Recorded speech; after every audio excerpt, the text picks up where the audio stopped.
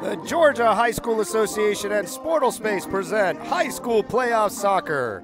The Georgia High School Association is a voluntary, non-profit organization composed of over 450 public and private high schools. The GHSA administers regulations for region and state competition in 16 sports and 2 activities. Founded in 1908, the GHSA strives to promote good and fair play, good sportsmanship, participation, safety, and fair play among its member schools. For more information, visit ghsa.net. Follow GHSA on Twitter, Facebook, and Instagram @OfficialGHSA. The Georgia High School Association would like to thank its corporate partners for their valuable support of high school athletics and activities. Georgia Farm Bureau Insurance, Georgia Electric Membership Corporation, Technical College System of Georgia, Gatorade, Wilson, EasyGo, Atlanta Hawks, Mizuno, Sports Medicine South, Atlanta Track Club, NFHS Network, Georgia Army National Guard, Regions Bank, and Georgia Public Broadcasting. We are excited to be here at Raider Valley as the #1 ranked Walton Raiders take on the #7 ranked Pebblebrook Falcons. Brian Werner and Jessica Sherman here. Jessica, we are in for a heavyweight battle tonight. I'm definitely excited to be here. It's a night of Sweet 16. They've won 1 round of playoff, and now they're ready for round 2. We've got 2 of the best teams in the state here. Coming into playoffs, of course, Walton ranked #1. Their opposition today, Pebblebrook, ranked #7. So, meeting fairly early in the playoff, and one of them must get through. Last year, these 2 teams met in the Final Four, and the game went the way of Pebblebrook. Pebblebrook pulled off the 3-1 win in the Final Four, but fell to Meadowcreek 2-0 in the 7A state championship. So both of these teams looking to improve on a very strong season, and unfortunate that the 2 of them had to meet this early. Walton comes in 17-2-1, and Pebblebrook comes in 17-3. Walton only lost 1 tie at home. They are 12-0-1, and we hope you can hear us over the very loud announcer above our head. The second game of Walton's drive for 5 in the state championship. Walton drive for 5 in the state championship, trying to win there. We got a lot of volume behind us. We hope you can hear us okay. Walton with the 1-0 win against Kennesaw Mountain in the first round of the playoffs. Lone goal by Josh Schwartz, assisted by Gayola. And that was a little bit of a squeaker for Walton. It probably wasn't what they were expecting out of the first round, Jessica. No, definitely, but I think in a lot of ways that can be a helpful thing. Having a scare early on in the playoffs might actually motivate you. It'd be easy to get complacent, and if you play a team and you don't have a real battle, how can you be prepared to face a team as strong as Pebblebrook if you've really had a pushover in the first round? It can actually be counterproductive in that sense. Pebblebrook had the 2-0 win over Tift County in the first round, and they both come into this game with firepower on the offensive side. Both teams scoring around 3 goals a game, but it's been the defense that's powered both of these teams to win. Both teams has given up exactly 16 goals on the season in 20 games each. And that's impressive. 16 goals means that that's less than a goal a game letting in, and I think that might be challenged today. We saw it last week. We had 2 very strong defenses, but in that game, Alexander against, who was it, Spraybury, those tough defenses were really challenged. And I think that could be the same tonight, because you may have had a good defense against weaker opposition, but when you come against some of the best in the state, you're bound to be challenged at a higher level. Yeah, people to watch, players to watch out here for the Walton Raiders. You got to keep an eye always on Josh Schwartz. He was fantastic when we were here watching them play Milton just a few weeks back. #7, senior Josh Schwartz, and definitely #33, Ian Farquhar, the senior, committed to play Kentucky at the SEC, and he can light up the scoreboard as well. Gayola had the assist, #13, a junior for them. So key players to watch over there. And then on the other side for Pebblebrook, we hear it's Blaney Zamora, the senior captain, #17, who's going to be looked on to bring on the scoring for the Falcons. Now, Brian, I think it's important to mention today the conditions. I think that will have an impact early on. We're expecting it to cool down maybe in the second half, but right now it's blazing hot. They're in the sun. Also mentioned that they're on turf. And I think for those boys out there, no matter how fit they are, lethargic, it's going to kick in. They're going to be tired. And I think that the benches are going to have to come into play today. You may have a very strong starting 11, but you're going to really need to use your bench and your squad depth with these sorts of conditions. Yeah, we walked out of the field before the game, and it was toasty down there, but the sun is finally sneaking behind some of the trees, and we've got a shade over about half of the field so far. So it should get a little bit better in about a half an hour's time. Got about 4 minutes now until game time. Jessica, you were over at a fantastic girls matchup last night. Tell us about that one. Yeah, indeed. I was over at Elka, which is Eagles Landing Christian Academy, and that was the 1A private girls game. They were playing against, wow, it's dropped my mind. Who are they playing? Whew. Brookston. They were playing Brookstone. Well, that game was something else. It was a goal fest out there. It went to overtime after 3-3 in regular time. But you must remember that it was 3-2 until 11 seconds in the game. At that point, the referee gave a PK, a good call by the referee, a tough call as a referee, I'm sure. Imagine having to call the game that changed the game in such a way. So the game actually ended up going to penalty kicks after 2 defensive errors. It finished 4-4 in overtime. And it was Elka that won in the 9th round of penalty kicks, which I have to say that's a cruel way, and I don't wish that to be the way the game goes today, because penalty kicks is anyone's game, and to settle such a marvelous game of soccer in such a, penalty kicks can't really show much about a player.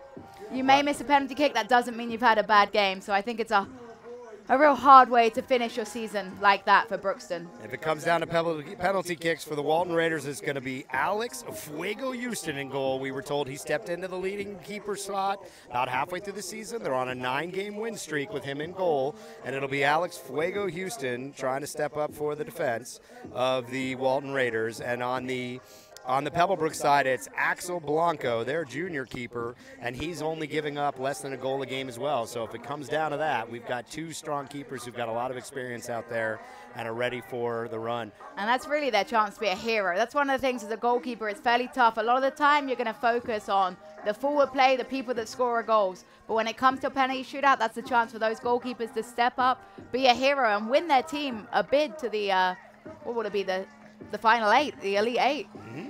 Yep, absolutely. And, these teams are going to have a tough road. Pebblebrook has played a challenging schedule, but they have not lost since March 22nd when they took on East Coweta. Walton as well on a 9-game win streak, and their losses have come only to state powerhouses Collins Hill, one of the top teams in 7A. One of our reporters is at that game. They lost that game on penalty kicks. Wow. And to McIntosh, one of the top 5A programs in the state, really one of the top programs in the country, regardless of classification. So both of these teams have played a battle-tested, tough schedule throughout. They both challenged themselves. We're starting to see the crowds come in here with about a minute left on the clock.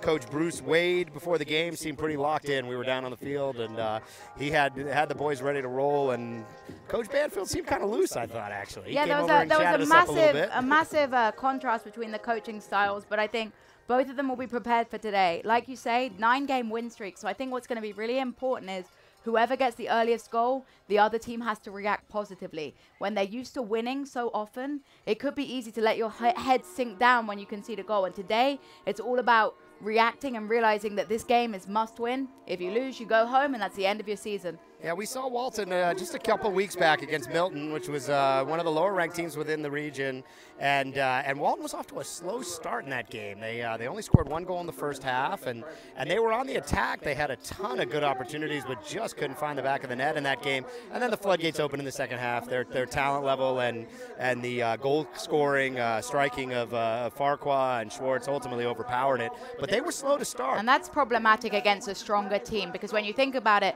against a weaker team, that's no disrespect to Milton, but you're going to be provided far more opportunities to finish. In a game like this, you may get 1 or 2 chances all game. So you have to be clinical, and you have to finish those chances you're given, or you will look back and realize that you threw that game away. Absolutely. The clock has gone to 0 when we'll get through the player introductions here, and then we'll pause for the national anthem. Not going to see. Last week over at Sprayberry, we saw an international-style walkout. They brought the little kids out there with the players, but it looks like everybody's pretty locked in over there. I don't think we're going to see anything like that today. We're ready to announce tonight's starting lineup. Starting lineups to be announced here, starting with the Pebblebrook Falcons. They are in maroon. Pebblebrook Falcons. Good crowd for the Falcons on the opposite side of the stadium over there. Number 1, Axel Blanco. Number 1, Axel Blanco, the keeper. Number 2, Alex Ozuna. Number 2, Alex Ozuna, one of their fullbacks. Number 3, Sal Martinez. Number 3, Sal Martinez, a senior sweeper. Number 4, Jordi Cardenas. Number 4, Jordy Cardenas, freshman, the only freshman starter on this squad, defenseman. Ellie Suazo. Number 5, Ellie Suazo, junior defenseman. Number 6, Carlitos Maldonado. Number 6, Carlos Maldonado, a sophomore midfielder. Number 7, Luis Hernandez. Number 7, Luis Hernandez, a captain, a senior midfielder. Number 10, Carlos Diaz. Number 10, Carlos Diaz, another captain, senior striker. Number 11, Jeffrey Apia. Number 11, Jeffrey Apia, junior forward. Number 13, Anthony Suarez. And number 13, Anthony Suarez, a senior midfielder. And then their leading goal scorer, captain, number 17, Blaney Zamora, senior midfielder for them, and a player we're going to be keeping an eye on all night long here for the Falcons.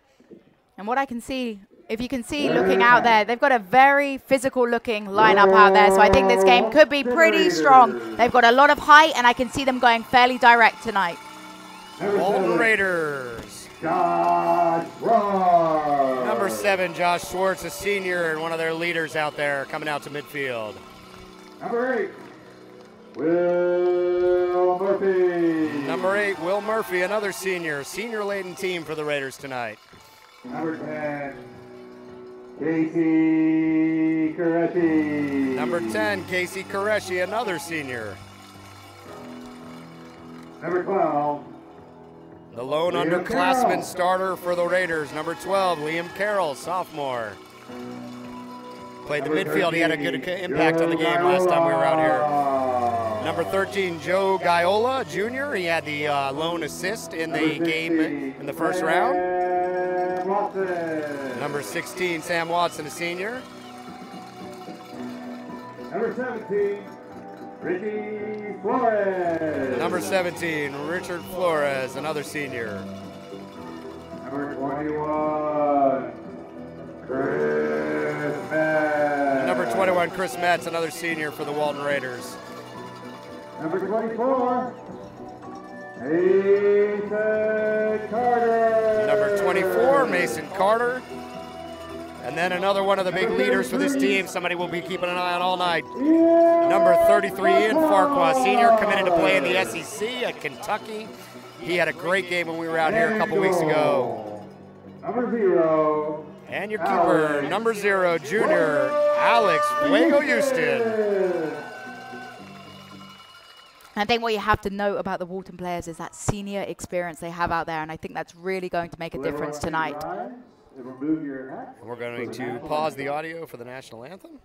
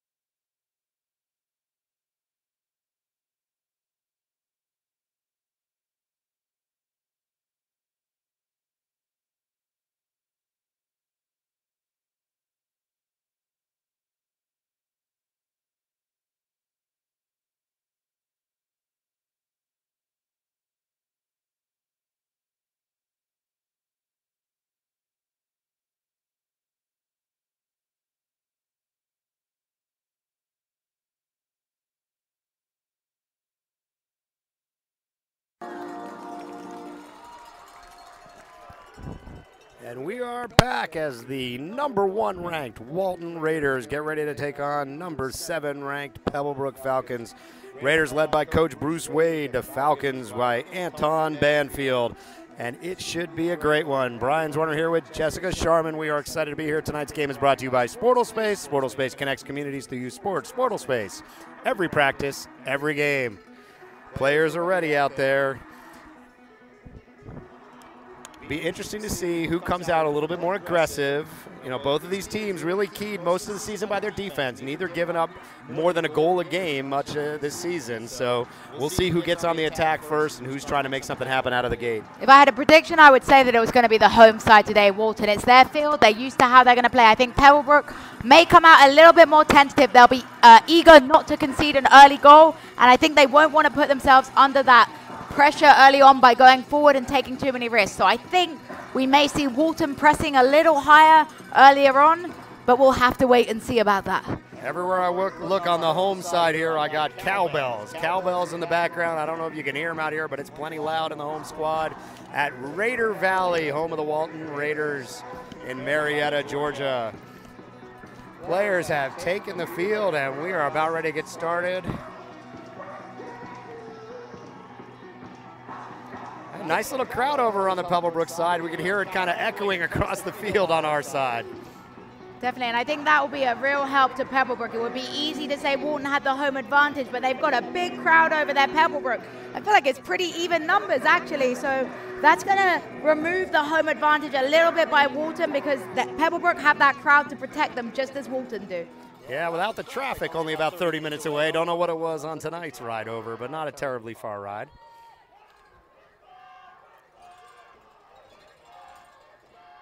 Well, they're certainly vocal, we'll say that. I don't know if you're going to pick that on our microphones, but the Pebblebrook crowd early on, probably the more vocal of the two. No doubt, they are way over on the other side, but we can hear their student section cheering it out.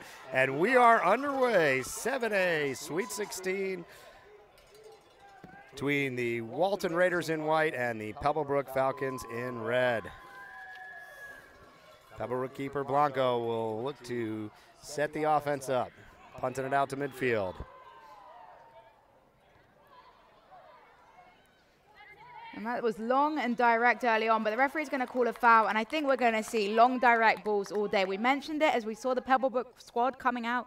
They look very physical. They look pretty tall in the air, and I think this game is going to be won in the midfield tonight. Liam Carroll advancing it up to Schwartz on the far side, and he gets taken down pretty hard over there. There's that physicality you were expecting right out of the gate. A lot of skill from both of these squads, so there's nothing easy out here tonight. And this is a good chance here. They've got even numbers. See if they can find Schwartz in the middle. He's going to fire it on goal, and that's just left. That was close. And the referee, I think the goalkeeper got down early with a save. That was Alex Blanco in goal for Pebblebrook with the save early on, and he'll be happy with that. As a goalkeeper, you want your first thing, whatever you do, to be solid because he's about to have a busy game. So to do that right, he's now boosted his confidence early on. Yeah, Axel Blanco pushes it out of bounds, so it's out the back line. It is going to be a corner kick right here in the very early going. And watch on the screen right now as the Walton Raiders all lined up on the back. That's going to be hard for Pebblebrook to track because they're about to bomb into the middle, and Pebblebrook are going to need to do a real good job of sticking with their marks here. Keep an eye on number 7, Schwartz in the middle, not able to get it to him. But this ball is not out of danger yet for the Falcons.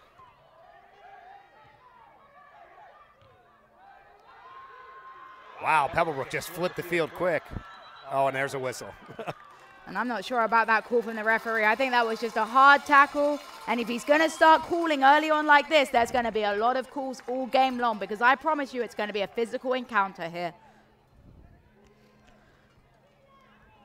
Schwartz loses possession along the far side. It'll be Falcons throwing in. Pebblebrook in the maroon, the dark red, and Walton Raiders in white. And again, another foul called. And like I say, it's going to be a physical game out there. And if the referee's setting his standard early on, he's not going to take any physical contact. I feel this could be a very stop-start game, which the players on both sides are probably going to have an issue with. Nice little chance for a set piece here for the Raiders. Let's see if they can find it. They tend to look in the middle to Josh Schwartz, number 7 on these.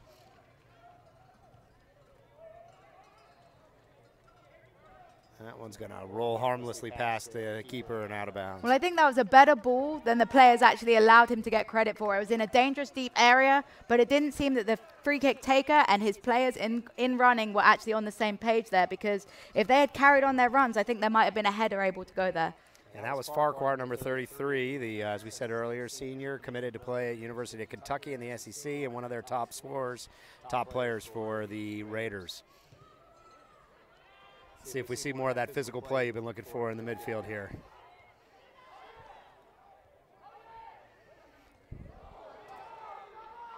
Looking to the referee for some help, and he doesn't get it that time.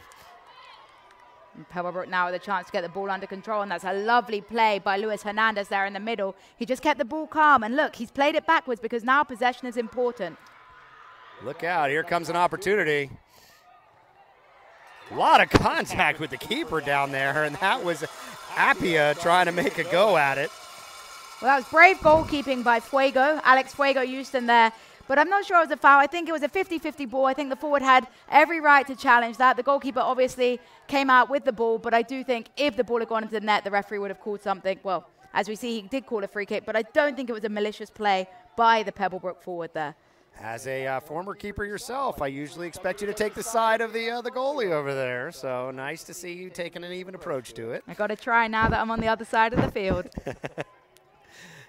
And it's been definitely part of the story early here is the physicality of the Falcons against the ball movement of the Raiders. And we'll see how that goes. Nice steal there by Mason Carter. But an excellent recovery run there. And that was a fair tackle by number 11, Jeffrey Apaya. But we see some fisticuffs going on early. That was number 10, I believe. Casey Qureshi, unimpressed with Apaya's tackle.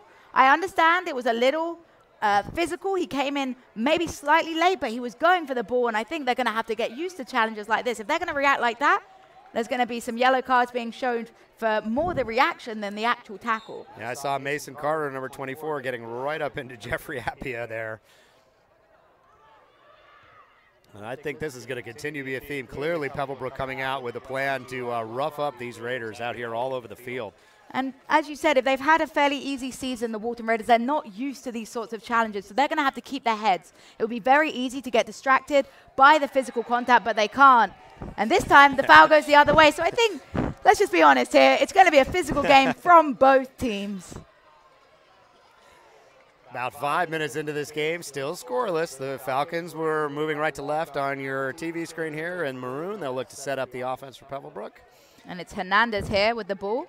Probably about 50 yards out. I think he's going to play a ball deep. We had a similar situation for the Raiders, so let's see how Pebblebrook now deal with this kind of ball.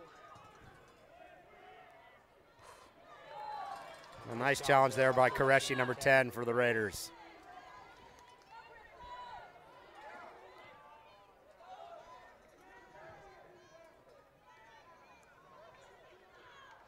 Sun has fallen over the rest of the stadium, but not quite to us here yet up in the booth. Still a beautiful night for soccer out here as we approach 34 minutes in this first. Only really one good attempt on goal by the Raiders, nothing yet by the Falcons. But that was a real powerful run there by number 3. That's Sal Martinez for Pebblebrook, and I think he's going to be one to watch. He is playing in a fullback position, but he's not afraid to get forward, and I think that's an early sign of what's to come for Pebblebrook. If they're trusting their fullback to go that forward on this early, I think as the game progresses, we might see even more aggressive forward play from nice play the by Falcons. Carlos Diaz, who knocks that one out off of Liam Carroll, and Pebblebrook will take possession deep down here.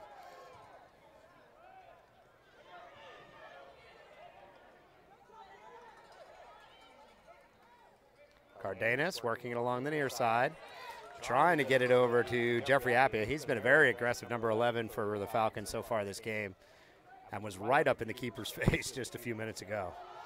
And that one was a foul. That was a push in the back there by number 4. That's Jordi Cardenas trying to get it physical early on, and sometimes you'll get away with that, but that one was a little bit too blatant. The referee was stood there and he put 2 hands in his back. You can't do that. Yeah, we haven't had the pleasure of watching the Pebblebrook play, but this is clearly the strategy tonight for Coach Banfield. They're going to play aggressive, and they're going to get out there and mix it up with the Raiders all over the field on the defense at the midfield and even in the attack zone. And it looks, I don't know if you've noticed, but number 3, Sal Martinez, is struggling a little bit in the center of the field there. He's just holding his quad. Oh, Appia's got a nice breakaway here. Pops it over the top, and the keeper right off the crossbar. Well, the referee's called him offside, but that was a beautiful attempt, a very confident attempt there by Apaya, and that's a sign of things to come. And Walton are going to have to be very careful with number 11, Jeffrey Apaya. The junior looks strong, he looks quick, and if he can spring that offside trap a little better, I think he could finish 1-2. Ooh, he had a great opportunity there. But the flag was up, and there was no good luck for him on that one. And even if it had gone, it hit the darn crossbar for him. We saw that last week in the Sprayberry-Alexander game. Really decided the game was the crossbar. And it's a Pyre again. And I like to see that. He's a forward, but he's working back, winning the ball in the midfield. So I think he could be a real dangerous player, and I'm sure I'm going to be saying his name plenty this afternoon. Yeah, keep an eye in the middle of the field there. Number 17, Zamora. He's one of the leaders of this team, one of their leading scorers. And a lot of the offense, I think, will run through him in the middle of the field, trying to get it over to Apaya. Last few minutes definitely been controlled by the Falcons. And they're being patient with the ball. They're not trying to force things. As I said that, he did force it, but he's very strong in the middle. Number 10 there, Carlos Diaz. Diaz in a fight for the ball there.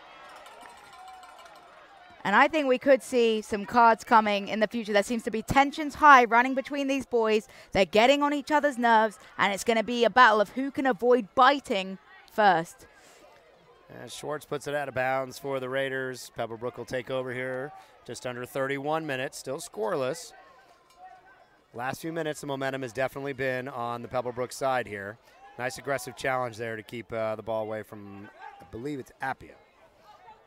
And that's a knock into space, but that's a speed race there, a foot race there. Number 13, Joe Gaiola. He's a quick one to watch. Sure. And if you're watching from home, it is not the white football lines. It's the maroon line all the way to the outside. So if you see it bounce past that white line, that is just the football, the American football line. The soccer line is the dark maroon on the furthest. It's the third line you see out there. A little bit confusing, actually, for the boys. So, you know, I think that may favor Walton as well with knowing which line is theirs.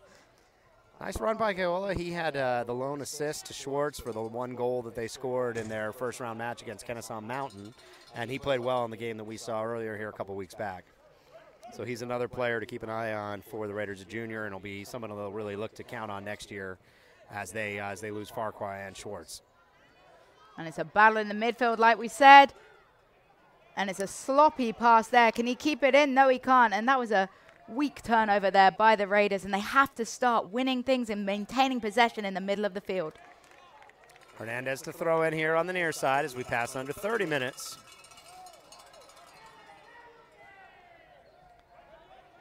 And there's Zamora. Fancy footwork. He moves it around. Shot on goal coming, and it's going to be wide, and that was Diaz with the shot wide. Nice little piece of footwork by Zamora to clear that one. Yeah, that was a beautiful Maradona turn there by Zamora. A very confident turn. And he got lucky it paid off, because I think his coaches might have been yelling if he tried that and lost the ball in such a dangerous position.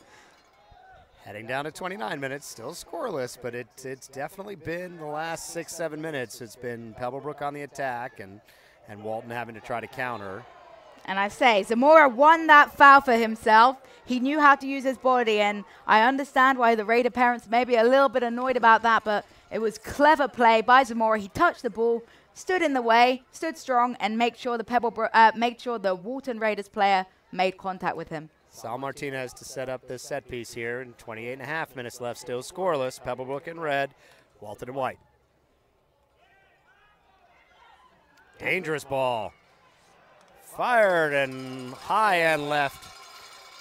But if you're Coach Banfield, you're probably okay with these guys just sort of firing at the direction of the goal in the general direction there. I think early on, you've got to shoot to score, and I think he'll be okay with the chances. At the end of the day, it's showing the positive and the confidence that the boys are showing because they're willing to take that risk to take a shot. So keep shooting, Pebblebrook.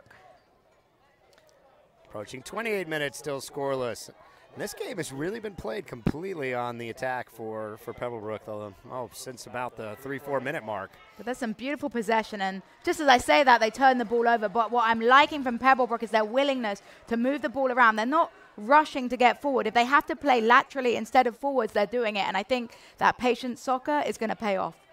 Appia battling for the ball over there. A lot of physicality. Qureshi looks like he's going to come away with it, but we'll see if they can clear this. They've had trouble clearing it and maintaining possession, getting it past the midfield. And that's another out of bounds. It'll be Pebblebrook's throw-in on the near side here. 27:30 left. And I think Sam Watson there for the Raiders is a little disappointed with himself. He's taking a little bit more time than he needs to on the ball. Against slower oppositions, maybe you can control the ball out of your defense, but sometimes you have to go long when you've got speedy players. And there goes the speedy player. Gaiola will try to run it down, but he's not able to get to that, and it'll be another Pebblebrook throw-in on the far side.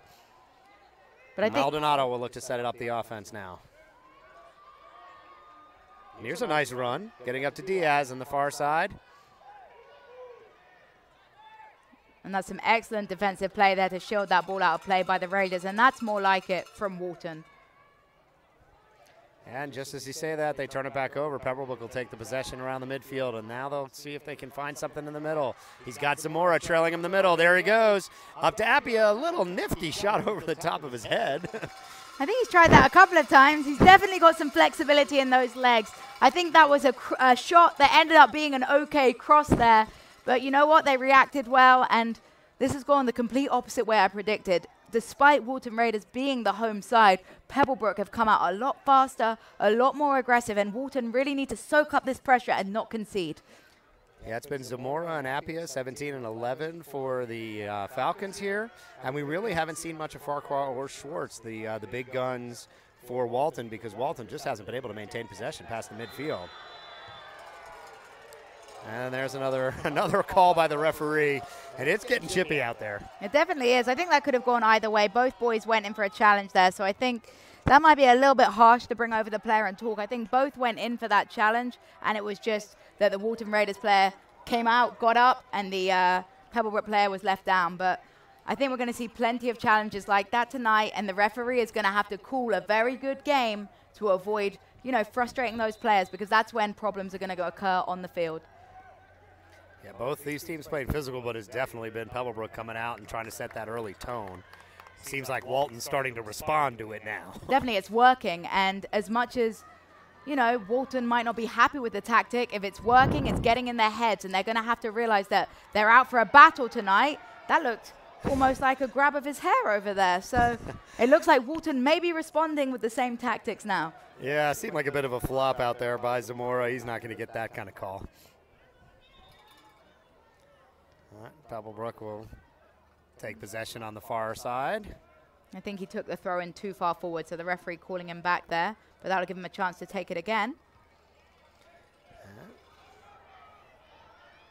And that's a good recovery by Appiah, and I love his work ethic out there.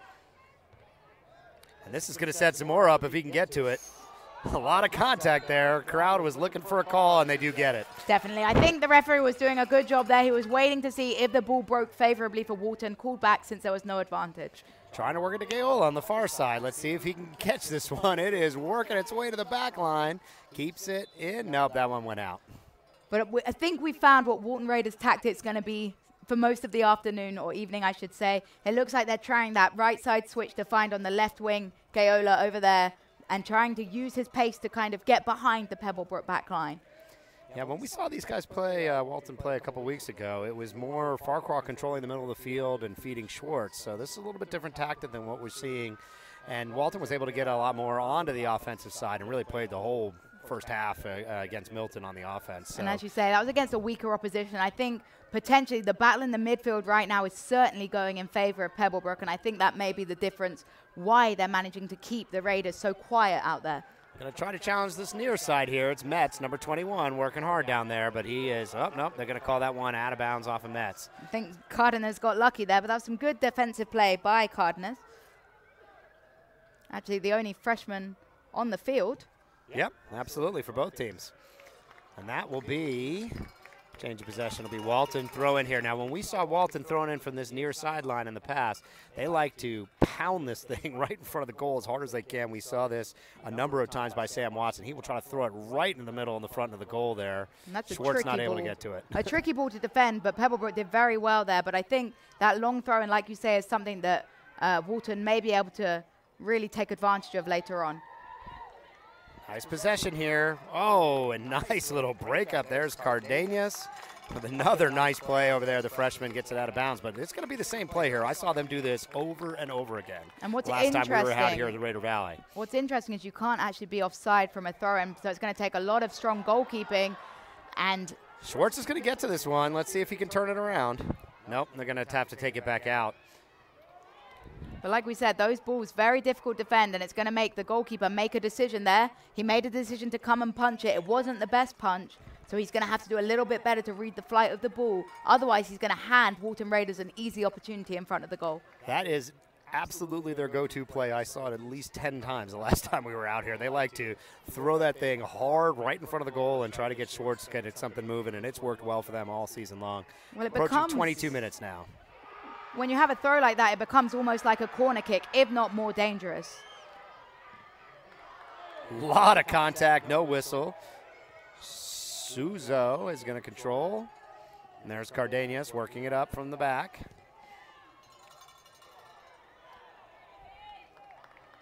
Another nice defensive play by number 24, Mason Carter, out there for the Raiders. He's had to make a couple of good plays out there so far. And I'll tell you, Walton looks strongest when they're relaxed on the ball. When they start playing the ball around, when they start playing to feet, they look far stronger than when they're trying to knock it long. Yeah, we saw a lot of precision passing from them last time we were out here. Nice little run by Metz, and the keeper comes all the way out and falls on that one. And the goalkeeper had to do excellently there to twist around because he was sliding outside of his box. So that was a great take by Alex Blanco, and I think he's going to need to be on the edge of his box all day because, as we mentioned, Walton are sending searching balls into the box. Just about 21.5 minutes remaining in this first half of play. Still scoreless here at the Raider Valley, home of the Walton Raiders. Tonight's game brought to you by Sportal Space. Sportal Space connects communities through youth sports. Sportal Space, every practice, every game. And there's our first yellow card of the game. And that's Zamora picking up a yellow card. I think the game was pulled back. It was for a foul a little later than the referee gave. And the Pebblebrook fans, not too happy about that, but we can hear the cowbells. Walton Raiders are definitely in support of that. But I feel like the referee bringing out cards that early could set himself a challenge early on. There's still 60 minutes of regular time left in this game. If you've given a yellow card out that early, you're going to have to give them out all day long, and then you might not end up with 22 men on the field. Yes, Zamora, key loss for the Falcons. He keys the offense in the middle for them. The crowd loved it. You saw them standing up and ringing those cowbells over here. We can't hear what they're saying on the Pebblebrook side, but I'm sure it's nothing friendly. Well, I think Zamora's got to play differently now. He's a very physical player, but when you've got a yellow card, particularly this early on, it's going to affect the way you play. And that could be a concern for Pebblebrook, having one of their strongest players having to play a little less physically now. Yeah, and he takes a mandatory seat out there, too, so he's on the bench for a little while. And here comes a nice opportunity. Oh, good slide tackle by Farquhar. Metz will try to work it into the middle. It's not there. Oh, it is there. Look out. This thing's still bouncing around in a dangerous spot for Pebblebrook. Metz will look to try to do something with it here. Well, that was like pinball in the box, but eventually it looks like Pebblebrook have got clear, and now they're going to look to counterattack. Apaya, we've seen him earlier. He's got pace, but number 14 needs to stay Gotta onside. watch the here. onside. Exactly. He was behind the defenders there. Garcia wandering offside a little bit there, but Apaya, we got to see him travel the ball, but this is end-to-end stuff. A recovery challenge there. Look out. Here comes numbers. Nope, Walton is going to be able to get out of this, and it's Farquhar, number 33, and the referee's blowing that quick whistle again. Well, it was a sensible foul there. Number 14, Michael Garcia, just trying to slow the play down. He put his hand across the Walton Raiders player, trying to slow him down. He might have got away with it. Referee called it, but I think that Walton might have been on the attack there, so a pretty sensible foul there. And we approach the halfway mark of this first half. 20 minutes still tied. Only a couple of good attempts and shots on goal by either squad. Both of these teams, we said earlier, extremely strong defense. Both teams giving up exactly 16 goals all season in 20 games each. So the defense holding well here. The keepers have not really been terribly tested so far. No, this game right now is really taking place in that middle third. It's scrappy, it's physical, and I think that whoever manages to control that middle third today is going to be the team that takes the win. Substitution, number 4, Jacob Huth coming on for Casey Koreshi. Sophomore, another younger player contributing for the Raiders. Seen strong play in that back row by number 24, Mason Carter so far. And there's Huth, comes right on and trying to make an impact. Schwartz battling, a lot of contact. Well, I think the issue there was more with potentially the aftermath of the tackle. It looked like Apaya might have had a little bit of hands on number 4. Jacob Huth appeared to be picking up a little bit of a hand in the face from Apaya, so they just need to be a little bit careful there because I think they're letting the occasion get to them and maybe taking their mind off the game a little bit and thinking more about the physical contact. Apaya, number 11 for Pebblebrook, a big, strong, fast, physical player. And he's been making noise early on in this game. He's had a couple of attempts to make something happen. Here comes another one. A lot of contact over there. Liam Carroll mixing it up. A number of players, and that is Mason Carter coming away with it. I think Walton might have got a little bit lucky there. I think that was a shove outside the area. The referee let play. Metz will try to keep this in, and it is going to be Alpha Metz. Nice defensive play again. The freshman, Jordy Cardenas, again with another nice defensive play on this near side, number 4. Finally, the sun has managed to dip below the tree line, so it's a little easier on us here now. And you can see the field is completely shaded at this point. Lights starting to kick on overhead here at Raider Valley. Here comes Farquhar. Farquhar's got a little bit of space here. He's got Schwartz. Oh, not able to get it through, and you could see the frustration there. He had Schwartz in a great position, staying on sides there. But what a run this is by Pebblebrook. He's urging his players forward. He finds the feet of number 14, and Apaya's through here, but a great recovery challenge there by Richard Flores. Flores really the only one between Apaya and the goal, and Flores made an excellent recovery run to stop Apaya heading towards goal. Yeah, these are two strong defensive teams, and we are seeing it out here early. That's a searching pass there. Goalkeeper's coming out. I don't think that's his Schwartz place has got to an come. open goal. He'll try to put it in, and it is good. And that is the first goal of the game. Josh Schwartz with a beautiful goal. But what did I say, Brian? As soon as I saw Axel Blanco coming out for that ball, I knew he wasn't going to get it. We've seen it a lot recently, and goalkeepers are misjudging when it's their ball to come. He came, he didn't get it, and that left an empty goal for number 7, Josh Schwartz, to slot that ball home, and he's not going to miss that. The goalkeeper completely out of the area, an empty goal for Schwartz to slot home, and we mentioned it in last week's game with Spraybury against Alexander. Now goalkeeper Axel Blanco has to get his head up because that was an error. We've seen him go very, very quick off his line, a little too eager to come off his line there. So Axel Blanco needs to, forget the error, move on, but an excellent finish by Schwartz and a good run. Yeah, Blanco had his shirt over his jersey over his head over there. He knew he made a mistake, and Schwartz made him pay at the 17:09 mark. Walton takes the early lead on a pretty easy open goal for Schwartz, and here comes another attack right back out there. But that's good by Blanco. As a goalkeeper, I like to see that. He's recovered well. He came and picked that ball up. But I'd have to say that goal comes against the run of play. It's been all Pebblebrook for the first 20 minutes, but now Walton picked up a goal, and I have to say that it looks Schwartz dangerous. Again. Schwartz is going to have a one-on-one with the keeper. Great Beautiful save. Great save, and that, I hate to say it, but that's what he should have done the first time. He needed to stand his ground, set his feet, and that was an excellent parry. And what I love about that save is the area he pushed it into. There was an oncoming Walton Raiders player, but he managed to parry it out wide enough that there wasn't anyone there to slot the ball home.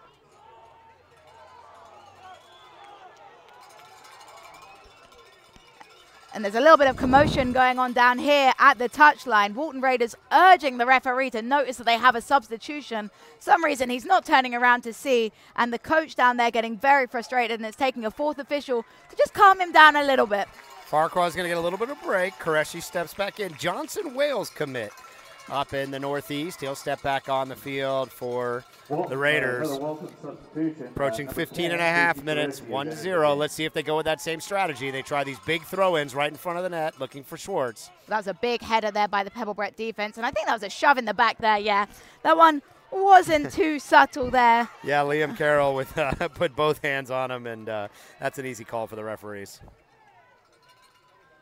Blanco here with a chance to play the ball long, and I'm pretty sure what they're going to do is boot it long and try and relieve a bit of pressure. Pebblebrook need to settle down, realize they've conceded a goal, take a deep breath, realize you've got plenty of time left in the game, and get back to what they were doing, because they were doing all the right things for the first 20 minutes. Well, and what changed was that yellow card to Zamora. He's still on the bench, and that's really disrupted the offense. Most of it, while it was mostly Appy over there on this near side, it was Zamora filling the middle that gave him that room to work, I think. That's a good battle there, and I really just think this is going to be a game of individual battles between players in similar positions, and whoever wins the most individual battles is going to win the game today. Here goes Gayola battling on that far side. He's got Schwartz in the middle if he can maintain. And oh, no. That's trouble. And the Walton crowd is going bananas over here. That's number 6, Carlitos Maldonado. Or Maldonado. Maldonado. I've murdered his name there, but he should be in a little bit of trouble here with the referee. That's a definite yellow. And there's the yellow. The crowd over here, plenty loud. We got the cowbells out in force, and that is the second yellow card in the early going but here. I tell you, Brian, we left. mentioned it. We mentioned they have to keep their heads out there, and that's foolish.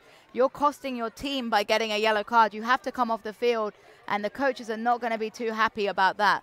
Is that their keeper working, the backup keeper working out on the near sideline down here? Yeah, it looks like Anthony Davis might be down there warming up. And I tell you, I'll say one thing. If I'm the goalkeeper in the goal right now, that's the last thing I need to see. So I'm not sure about that coaching tactic. I'm going to be team goalkeeper here and tell you that if they're warming up their goalkeeper, that's going to distract Axel Blanco completely. And they need his mind in the game right now. Yeah, here comes a big set-piece opportunity for the Raiders at 14 and a half minutes here off the back of this yellow card. Second yellow card already on the Falcons.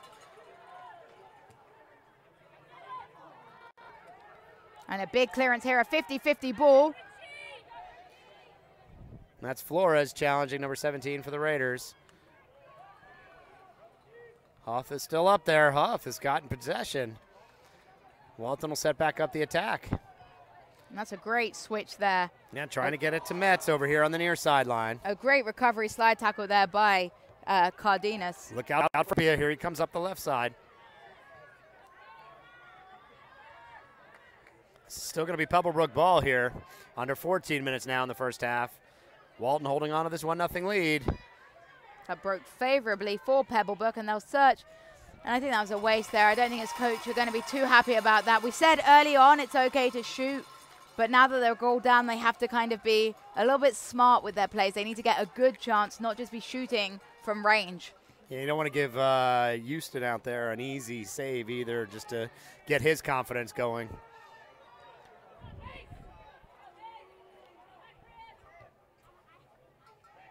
And that'll go out of bounds. It'll be Walton ball throwing in here. And this does not look like the same Pebblebrook of the first 20 minutes. And I have to say, I think they're letting the goal get to them a little too quickly.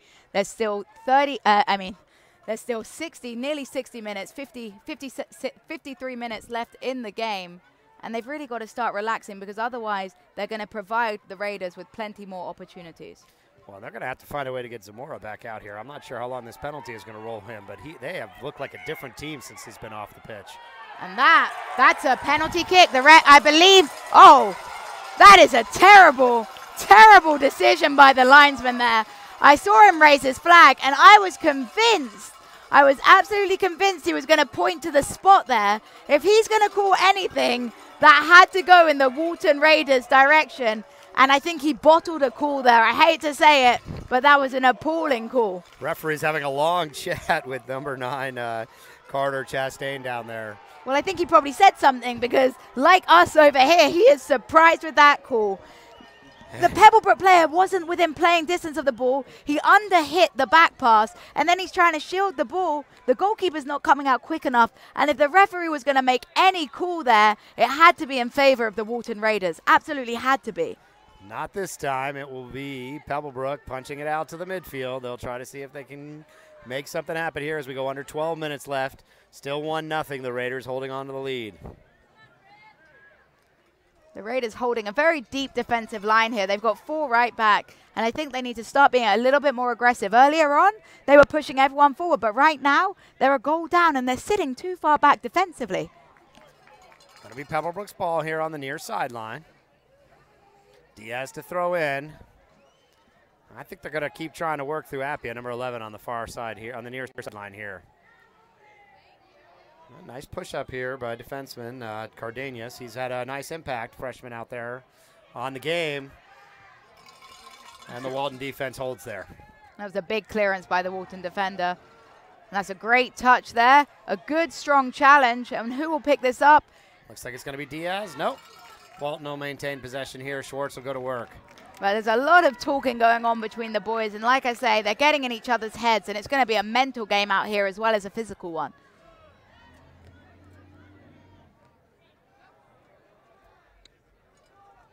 Just under 11 minutes now in this first half.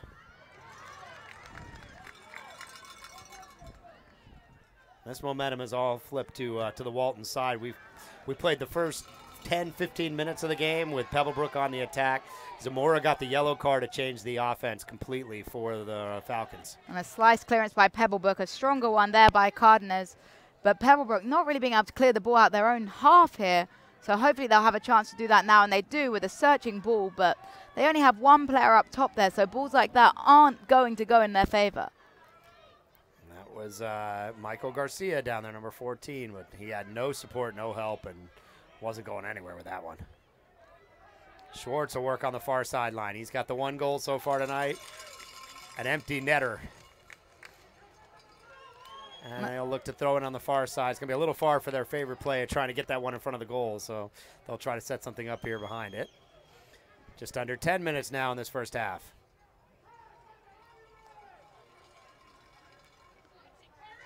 Well, that was a dangerous shield out of play. I think he had a little bit longer to hold that ball than he expected, and that almost looked like it was going to be a corner, but a goal kick given. Blanco here with the chance to clear the ball long. And that is number 13, Joel Gaola, coming back in. Coach Wade's been pretty quick with the substitutions. He's been trying to get these players rest. He's gotten Farquhar rest. He's gotten Gaola rest already. He's gotten Chris Metz a rest. So he's using his bench here. But tonight. I think it's working. I think that may be why the Walton Raiders out there look a slightly fresher team. They've got the pace right now. Early on, Pebblebrook came out strong, and now they fatigued. Whereas Coach is making a great decision out there for the Raiders, keeping those fresh legs going. And when fresh legs are attacking tired legs, there's only ever going to be one winner for those balls. Just under 9 minutes now. The Raiders will look to set up on the far sideline again. Searching the middle. Oh, off of one Falcon into the other there. But they look to clear up this near sideline now.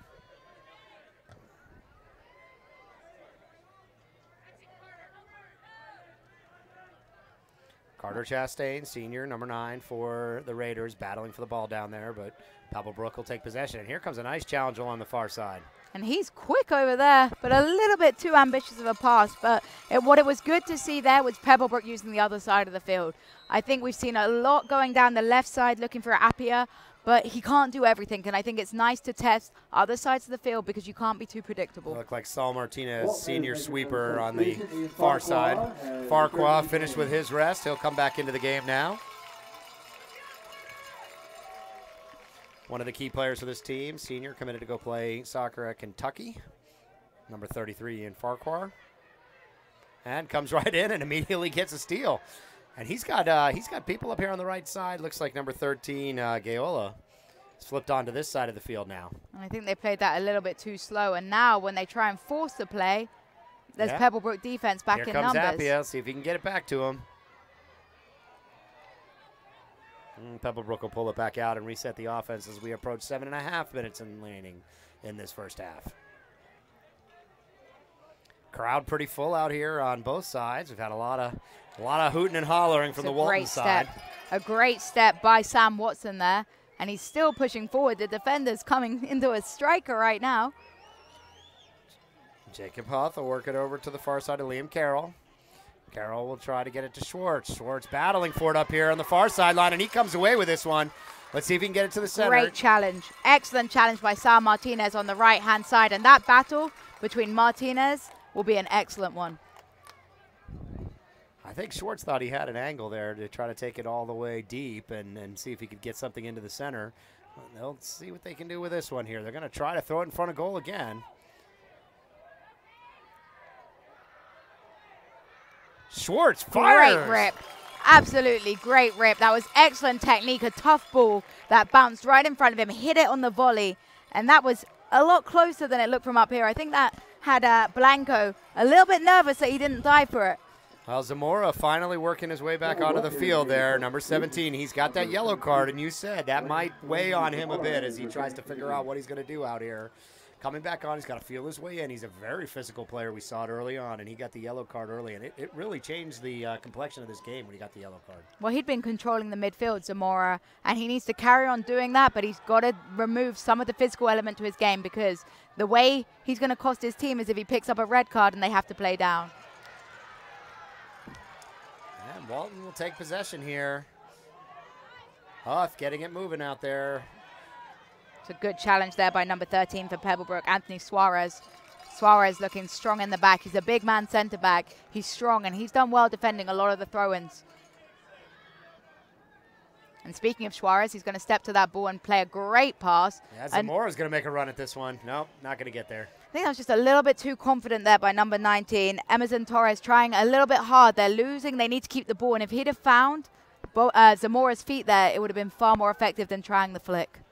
Yeah, they don't see this level of competition that often during the season, and so he probably could get away with a pass like that against most teams. Exactly. Not against this type of back line from the Raiders. Here's Zamora. He's going to keep possession for the Falcons. No, they're going to... Nice little battle here. Zamora protects the ball well. We approach just under 5 minutes remaining in this first half. An equalizer here for Pebblebrook would be critical going into the halftime for Coach Banfield. It'd be a great time to get a goal right now because it will swing all the momentum in Pebblebrook's favor, and that's a very good step from the back. We've mentioned him several times. Suarez there, number 13. I think he's the strongest defender out there for Pebblebrook right now. This is a dangerous ball bouncing around here. And that call's going to go against the Falcons. It's going to be Walton ball. And I can see why they're frustrated with that foul.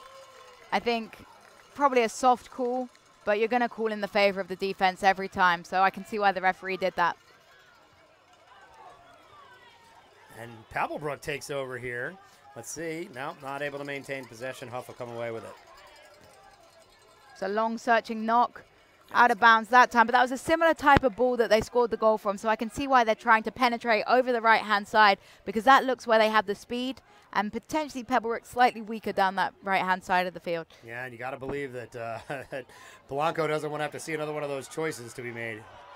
And that's Emerson Torres, and that's the crossbar for the second time. No, that's not the crossbar. That hit the football crossbar, and that is out of bounds. Well, Torres there with a great effort. Fairly similar to Appiah's, and it looks like this left-hand side may be the area to exploit for Pebblebrook. They've had two good opportunities there, and they've chipped the ball just a little too high. But if you're the Pebblebrook coach, you're feeling a lot more positive seeing your boys getting opportunities like that out there. Yeah, Houston immediately pointing to the yellow bar up there to let the referees know that that did not hit the crossbar of the soccer goal. It hit the football crossbar. But that makes it pretty tough for a referee out there, I'll tell you, because it can be quite hard to notice which bar that hit.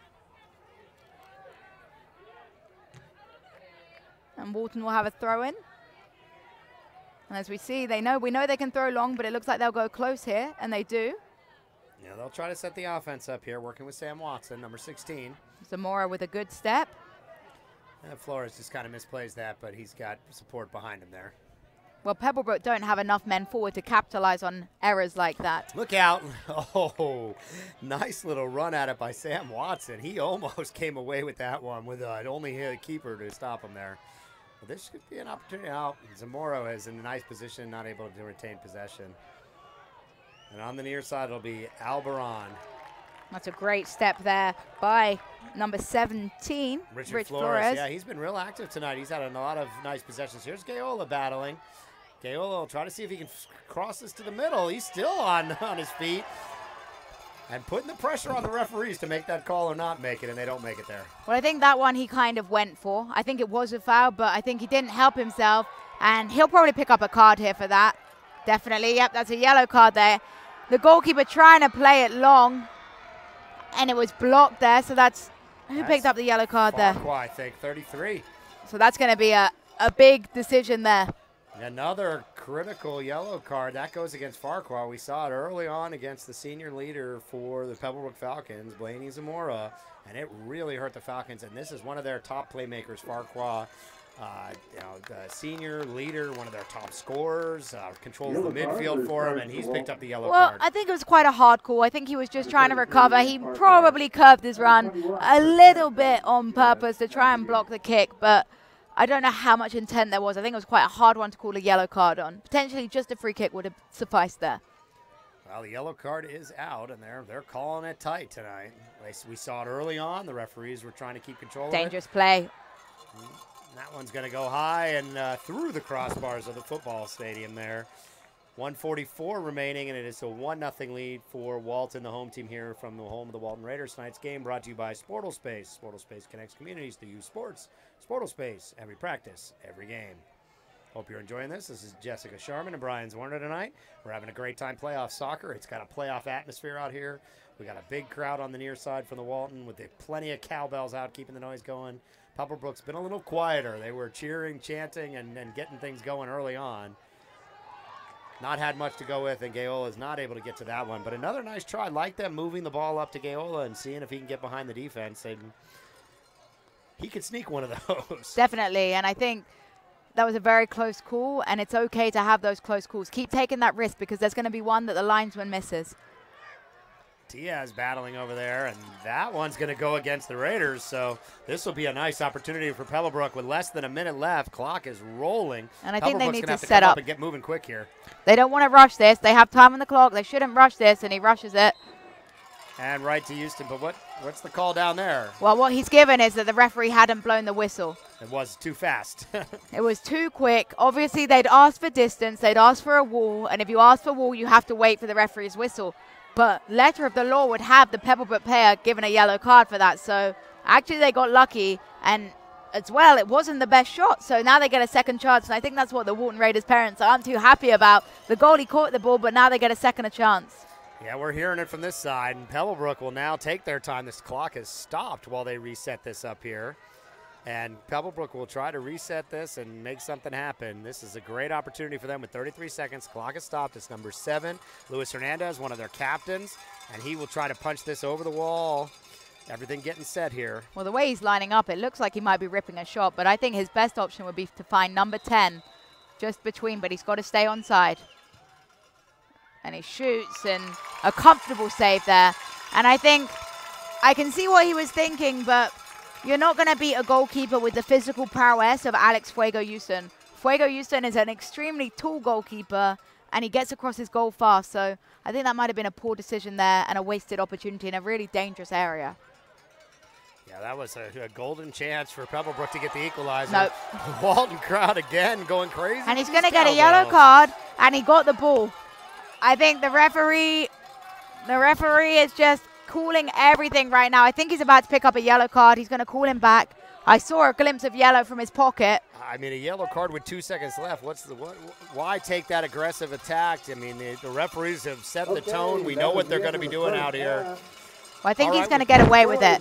Yep. I think he's going to get away with it, but I didn't think it was a foul in the first place. I actually think it was a well-timed tackle. He got the ball, but it feels like the referee's going to call absolutely anything that looks to have a little bit of physicalness to it. I think that's going to have to change the way both teams play. They're going to have to play smart because there's plenty of players on cards here right now, and none of them can risk getting a red card because if you go down to 10 men tonight in a must-win playoff game, then it changes the whole dynamics of the game. Well, it's not just the down a man, it's down which man, because it's Zamora, the leader for the Falcons with the yellow, and Farquhar, the leader for the Raiders. So it's the top players that are sitting there with that yellow card, and they've got to figure out how to play through this in the second half. If you're Coach Wade, what are you telling them at halftime? They've got the 1-0 lead on the goal by Josh Schwartz with about 17 minutes left.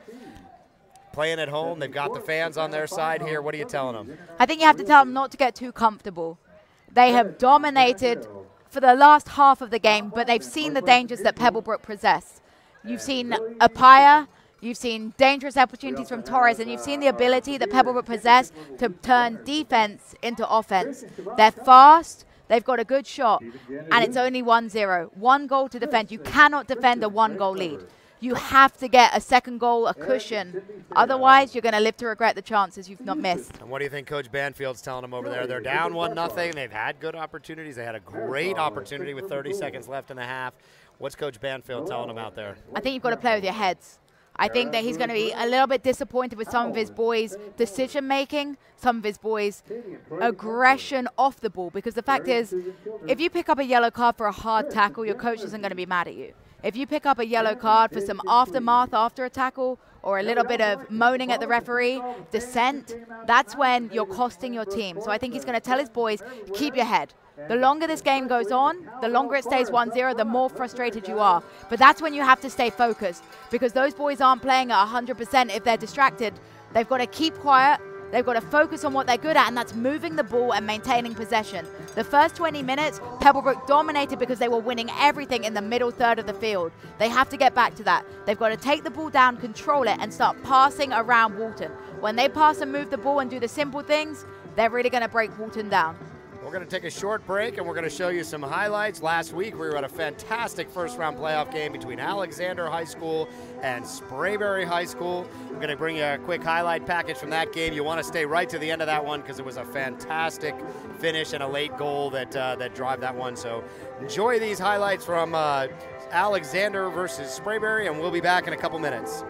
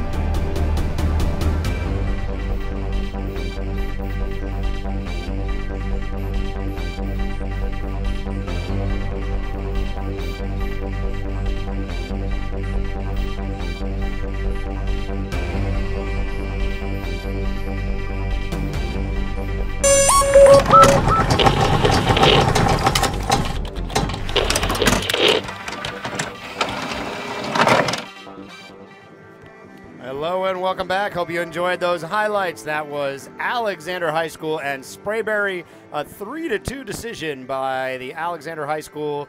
And Jessica, you and I were at that game, and it had a heartbreaker of a finish. My goodness. It was an emotional game. I tell you that. Sprayberry, their first time in the playoffs for since, how long ago was it? Like 2005, so 13 years, and to fall on a shot. Shorter goalkeeper, ball was lofted from nearly 40 yards out, and it just went off his hand, hit the crossbar, and landed straight at the foot of the attacker for Alexander for the winning goal. Alexander's advanced and playing up in Gainesville tonight, so wish them all the best in their second round game. We are back here at the home of the Walton Raiders, Raider Valley. This is Sportal Space presentation tonight. Sportal Space connects communities through youth sports. Sportal Space, every practice, every game.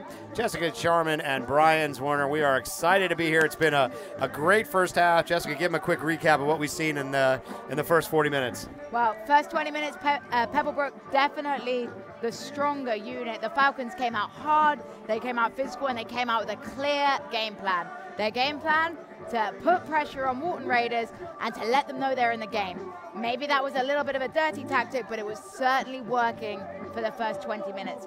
About 20 minutes in, a defensive error by Pebblebrook really spiraled them into a different sort of game. Goalkeeper came out for a ball that he probably shouldn't have come out for, and Schwartz, the man to watch really, we pointed him out before for the Raiders, slotted in a goal into an empty net. He does not miss those. Ever since that, it's been all Walton Raiders. All the pressure on for them. They've been moving the ball far nicer. They've had some good chances. But Pebblebrook came back last 5 minutes a little bit stronger. But I think the second half is going to be one. I think Pebblebrook are going to come back united, and it could be a tough one for Walton Raiders to cling on to a 1-0 victory. And a big thing to watch here in this second half, two of the top players on the pitch. Number 17 for the Falcons, their leader, Blaney Zamora. He's sitting on a yellow card. And number 33 for the Walton Raiders, Ian Farquhar, both sitting on yellow cards, so they've got to be careful. These are the leaders, these are top scorers, and they're offensive playmakers, and neither of them can afford to come out of this game. It would change the game, that's for sure, because not only would they go down a man, they would lose one of their strongest players on the field. So both coaches, I'm sure, telling their leaders, be smart. You're a role model. You need to play with your head, not your heart, because as much as it's a passionate game out there, you want your players to be passionate, you also want them to use their soccer brains. Because if they go out there too passionate, they might put in a late tackle, say something to the referee, and that's it. That's their season over, just like that. Yeah, so, these two teams met in the Final Four last year with a championship trip on the line.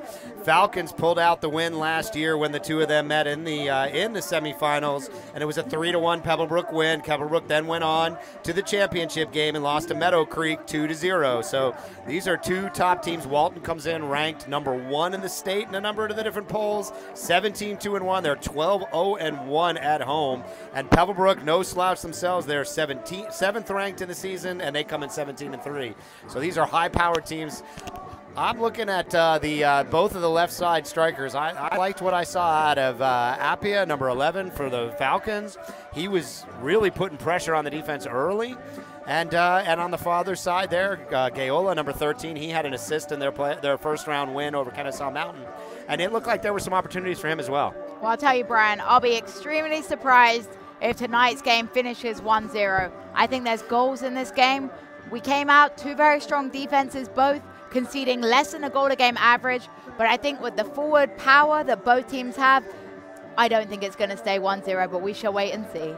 And we are just about to get underway here. Pebblebrook in the dark red, the maroon color, moving left to right on your screen. Walton, the home team, in white. Going from the right to the left, we are at the Raider Valley. Happy to be here tonight for second round playoffs. Tonight's game brought to you by Sportal Space. Sportal Space, every practice, every game. Keep an eye on our Twitter feed throughout the rest of the evening. We've got reporters out in the field covering baseball, soccer, and lacrosse. We will be with you throughout the rest of the playoffs in all three major spring sports, team sports out here, and we're excited to be a part of Georgia high school sports at every level. We are underway in the second half. A berth in the Elite Eight awaiting the winner tonight. And both of these teams will have something to say. The winner of this game definitely has an opportunity to go all the way in the state championship. Both of these teams got a lot of senior leadership, got a lot of good, strong defense. So and here comes a chance for Walton. That's a good defensive play there by number 3, Sal Martinez. That was a recovery tackle because Walton were through on goal if he didn't make that challenge. Well, sort of a 2-on-2 attack there. And it would have been, Blanco probably would have had to stay back on that one. I don't think he could have come out of goal to try to come after that one if the Walton offense had snuck past him. And Blanco with a rocket. We've seen him punt the ball long, and it's dangerous. But I just think that if they're going to keep doing that, they need to have more men up there to hold the ball up. And here goes Gaola. He'll try to get this one over to Schwartz, and that'll be a nice, easy push back to Blanco. And that was Flores. Flores, number 17 for the Raiders. He's been playing great on the defensive side. He's had a number of nice clears, and they've maintained possession when he's punched the ball up the sideline like that. Definitely. And this one's looking for a Paya. And that's a good touch, but no one there again. They have to get a little bit closer. They got lucky there with the turnover. And here comes Zamora trying to feed it through. But Pebblebrook just have very big gaps between their players, and that's meaning they're having to really make hard passes. If they keep it smaller, get a little bit closer together, they'll be able to move that ball quicker, and it's going to be harder for the Raiders to defend. Yeah, Schwartz tried to find Gaola on the far side. It wasn't there, and Pebblebrook will take possession here. Falcons looking for this critical equalizer start of the second half. They had a great chance with about 33 seconds left. There was a referee call at about 20 yards out on the far right side there, and they just kind of punched it at the goal, and was an easy save for Houston. Well, I think that was poor decision-making earlier on. We mentioned it. They have to use their heads because there's a right time to shoot and there's a right time to try and get an assist. And sometimes people... That was one of those right times to shoot, Jessica. That was a good opportunity, but they weren't able to turn it onto the goal there. No, exactly. And I think when they're in dangerous positions close to the goal and you're going to test the goalkeeper, yes, shoot. But if you think it's better to set a player up, it's just as good to get an assist as a goal. And sometimes I think players forget that. Right now, Pebblebrook will take anybody putting the ball into the back of the net as they are down 1-0 with the season hanging in the balance. 37.5 minutes left in the second round playoff game. Scrappy, as we predicted in the middle. It was a risky play by the Pebblebrook defender. That was Zamora with a risky play, trying to play it over the top. And again, they're just doing a little bit too much. I think Pebblebrook have to remember they have a far stronger opposition out there than they're used to. Zamora ran away from that push to make sure nobody was whistling at him. Well, he mentioned he's on a yellow card. He's in foul trouble, and he's got to play smart. Yeah, Schwartz attacking down here, being checked. He'll try to cross in the middle. Good opportunity. Acrobatic clearance there in the middle. Yeah, he got up with 2 feet off the ground there. Walton will try to reset. It's a good header over the top. And a challenge here. He should take that down. He looks for the flick on. Can he get numbers?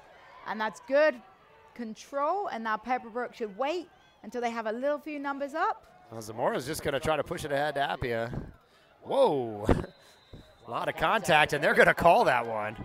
We've used this phrase several times now. He earned that foul. He was never going to win the ball. He jumped into the Walton defender, and I guess we'll call it a clever play, but I can see why there's protests coming from this side of the stands. And that was Carlos Diaz, number 10. He jumped way up and kind of had his legs taken out from underneath him.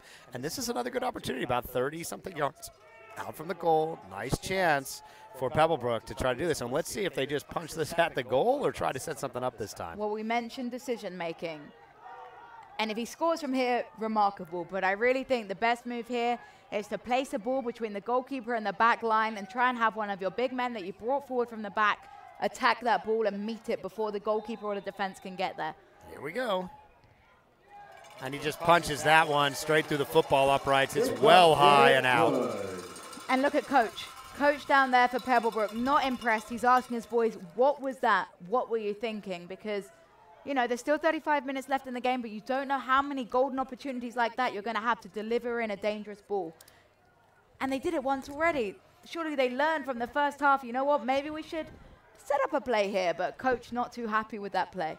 Yeah, Coach Banfield letting him hear it out there. Walton will try to go back to work here as we approach 35 minutes. Still a 1-0 Walton lead.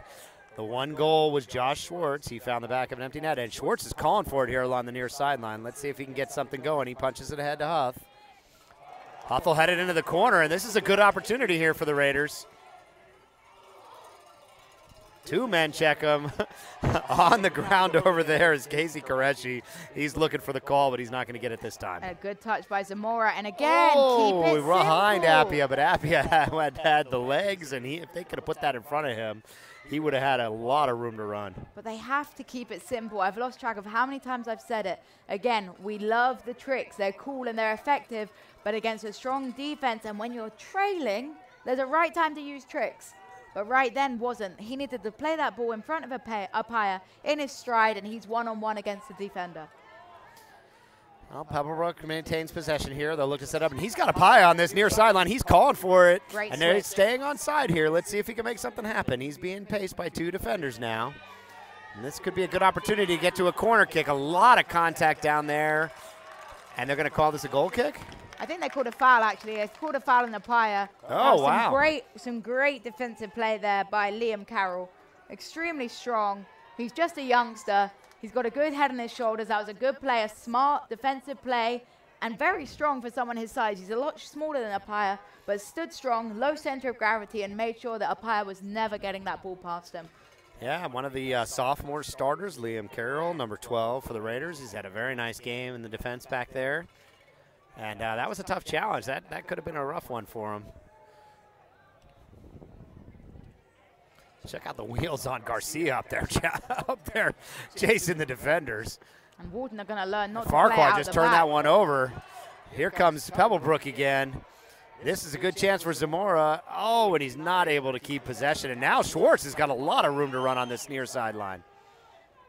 It's a nice step over there by Schwartz. You can see the skills he's got, and he's so confident running with the ball in his stride, and he's on another level.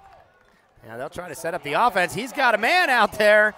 He'll try to head it over in an easy save for Blanco there. But a nice opportunity. You know, they punched it ahead to Qureshi. Qureshi got a head on the ball, and there's not enough to really put anything on it. I mean, there wasn't much Qureshi could do there. He could have tried to take it down, but Pebblebrook had a strong defensive line there. They had 3 players around him right away. Let's see what they can do in the offense now.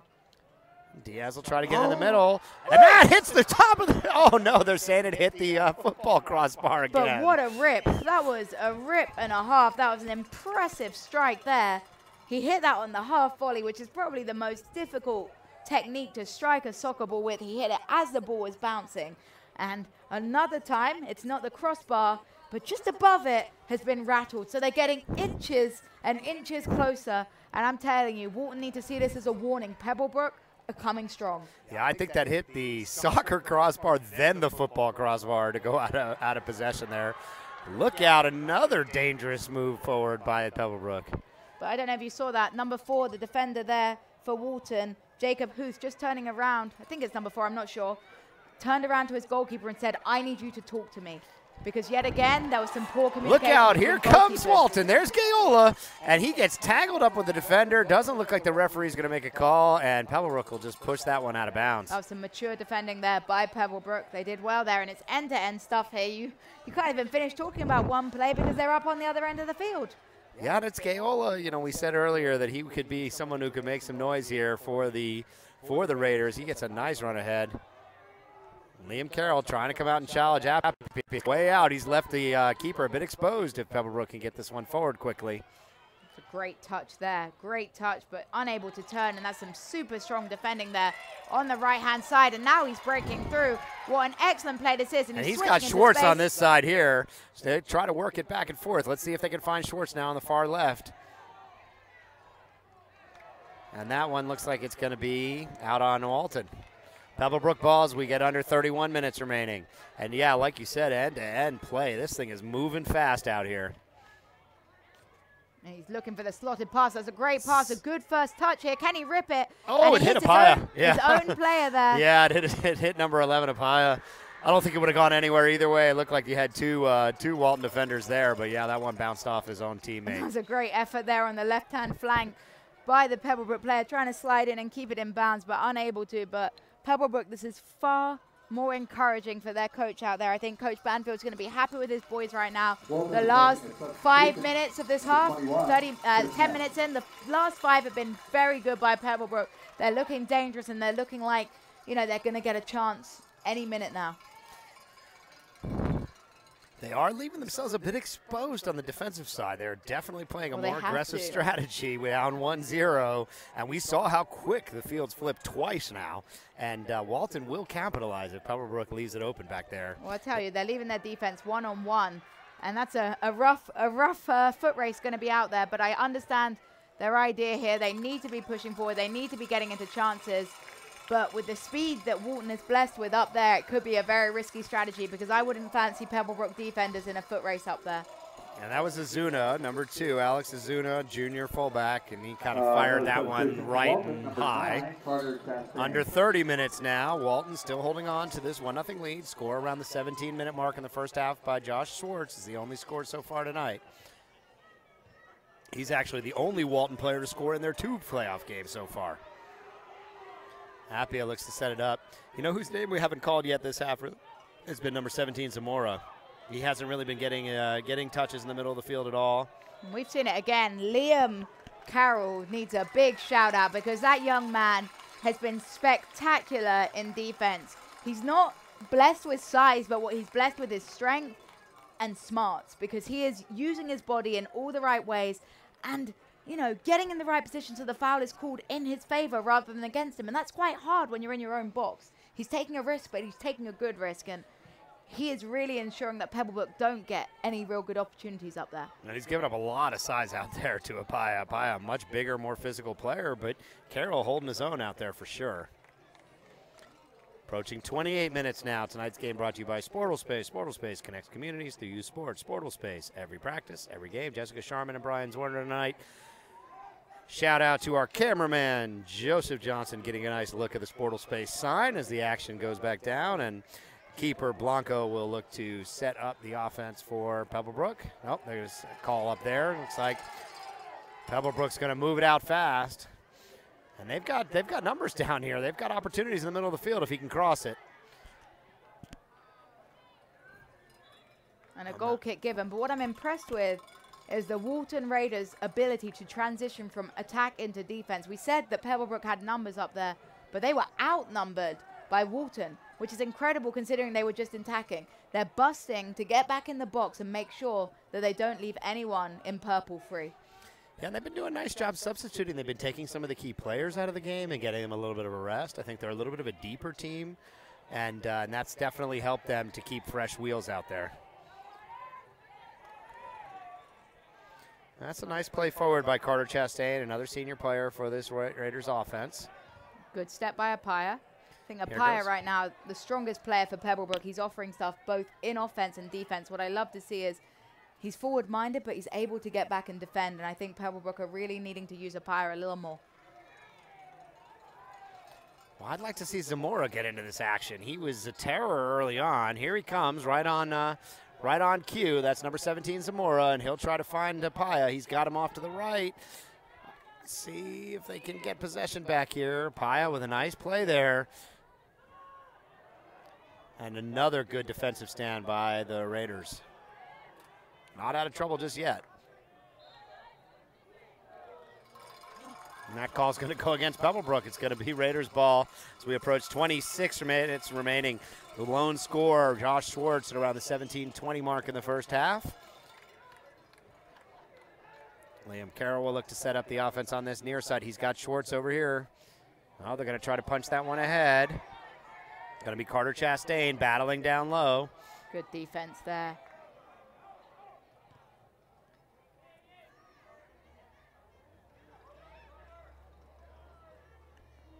And Pebblebrook just need to get their midfield sorted out a little bit. They're losing a lot of balls in the mid. There's a big gap between the forwards and the defenders, and consequently, any balls knocked into the middle are being turned over because they're not reaching their forwards, but they're not close enough to their defense. So Walton Raiders right now winning that battle in the midfield. Well, nice little push forward by Zamora, but he's not able to get possession there. And this is Chastain trying to make a run at it. No, Falcons will send it back to Blanco, their keeper, for him to try to set the offense up again. And he's got Appia over here. And there's your man, Liam Carroll. He's made a number of nice plays. Josh Schwartz trying to go to work over there. A lot of contact. In this half, the referees are letting it play a little bit more. I think maybe they had a little chat at halftime and decided that if they don't let a little bit more contact go, they're not going to finish with 22 people on the field. Zamora, nice piece of footwork. He'll fire that one at the goal, and that is high and over the goal. And you ask for him, Brian, and you ask and you shall receive, it appears, because Zamora's got on the ball, and when he gets on the ball, he looks far stronger. And I think we're going to have a little bit of trouble here for one of the Walton Raiders players. I think a little bit of back chat might have got him in trouble, and his captains are telling him he needs to be quiet. Yeah, yellow cards here have already been handed out. We saw one to Zamora, number 17 for Pebblebrook, and one to Farquhar. So key players, star players already receiving yellow cards from both sides. Well, I think Qureshi's actually getting a tactical substitution here. I don't think he picked up a yellow card, or did Coach he? wants him to calm down. I didn't Coach see the card come out. Yeah, just a substitution. I think it was good timing, though, because I think if he'd have said anything else, he would have got a yellow. So a clever substitution there by Coach. Yeah, putting it into the deep into the corner. Let's see if Hernandez can get this corner kick forced. And looks like that call's going to go. It'll be a goal kick, Yeah. but I think the referee needs to talk. He's just got to keep the game under control. There's a lot of after plays. I think the referee needs to always have his eyes on the play, even when he thinks it's done, because both teams are guilty right now of a little bit of after play. Yeah, it's been a little chippy out here since very early in the game. We've seen that. 24 minutes remaining now. Walton holding on to this 1-0 lead.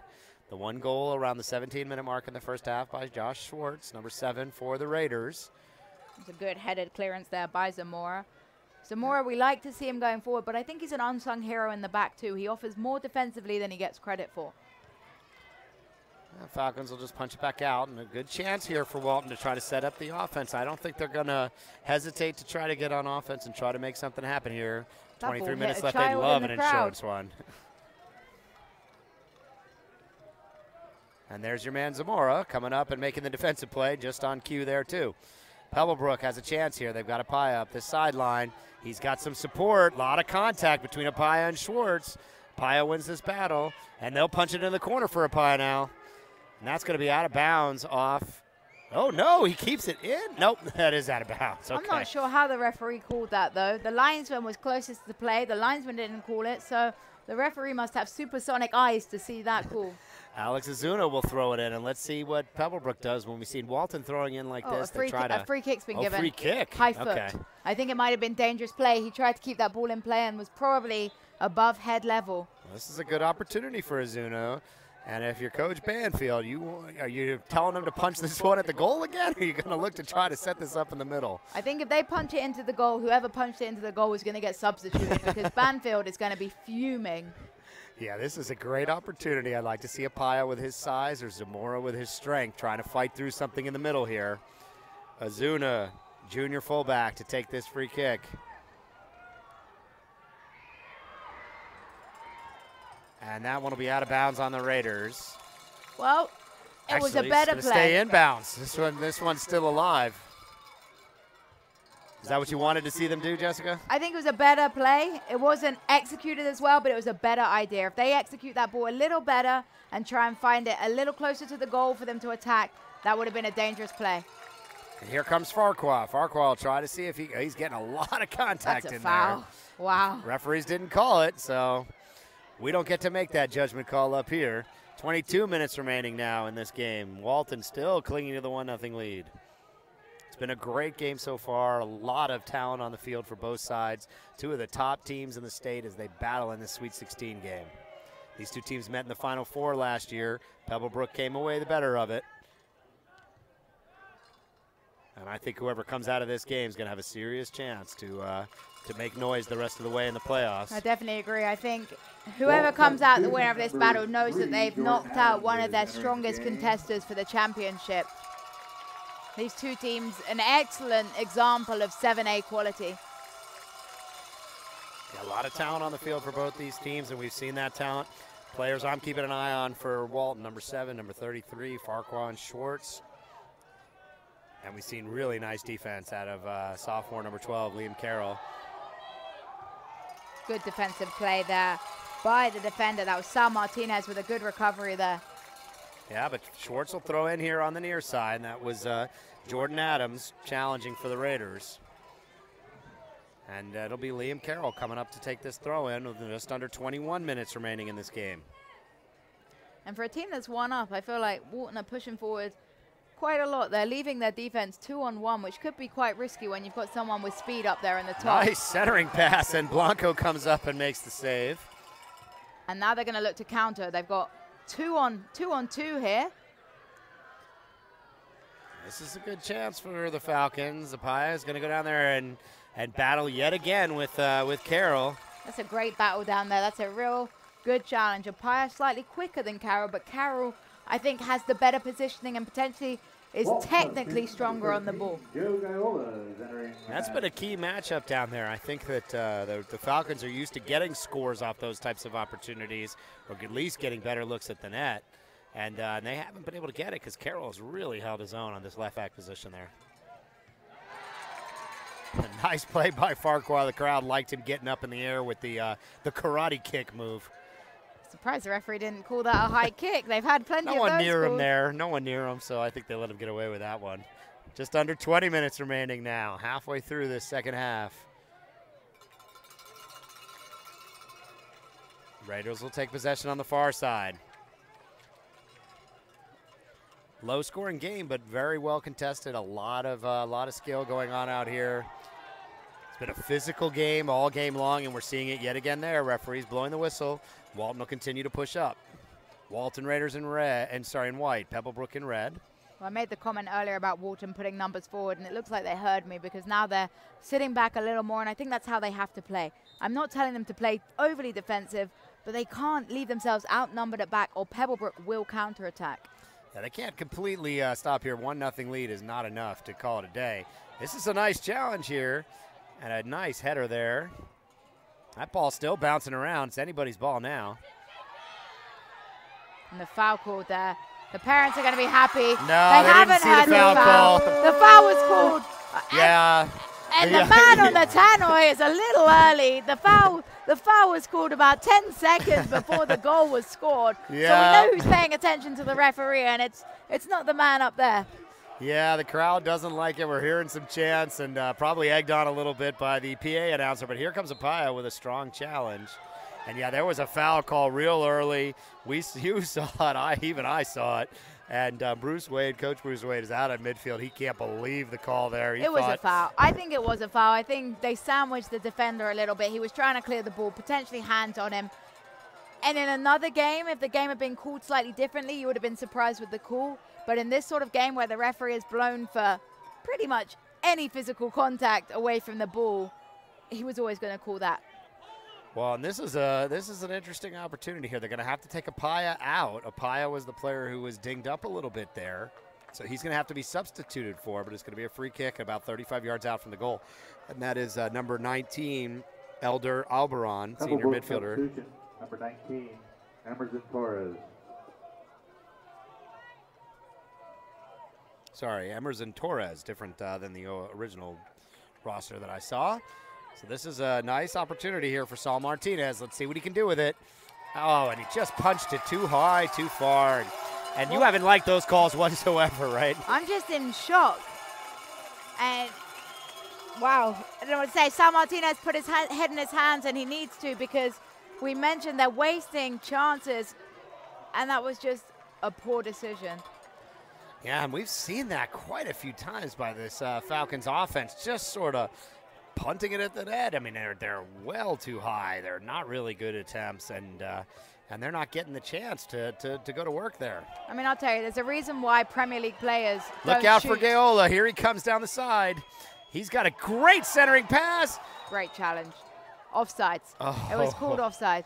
But what I was trying to say was there's a reason why you don't see even the world-class soccer players shooting from 40 yards out, and it's because you're rarely going to beat a goalkeeper from that distance. You have to realize that you're trying to put a ball in an area, not towards the goal.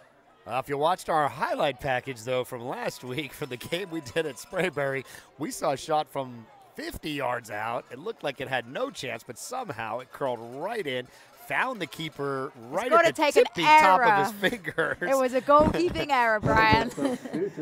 It takes an error to score from that sort of distance, or a world-class shot. 1 in 1,000 shots is going to go in from there, and it doesn't look like that kind of night for Pebblebrook. No, Pebblebrook really hasn't had opportunities. They haven't really made Alex Fuego Houston work too hard so far here in goal. It's really been the Walton defense coming up with great stops and just errant shots by the Falcons that have left us in this position. Still 1-0 though. Anybody's game. And here's a nice attempt. Woo. And that was close. I think the Pebblebrook fans thought that might have found the net, but it was just outside. There's a net behind the goal that can be quite distracting. When that waves, if the ball's hit by it, I can see why the Pebblebrook fans thought that was in. And I think Alex Fuego in goal thought that was a little closer, and he was definitely swiping for that, trying to make the save. So a dangerous cross shot there, and that's what Pebblebrook need. Yeah, that one was low enough to be in the goal. It was just a bit right of the goal.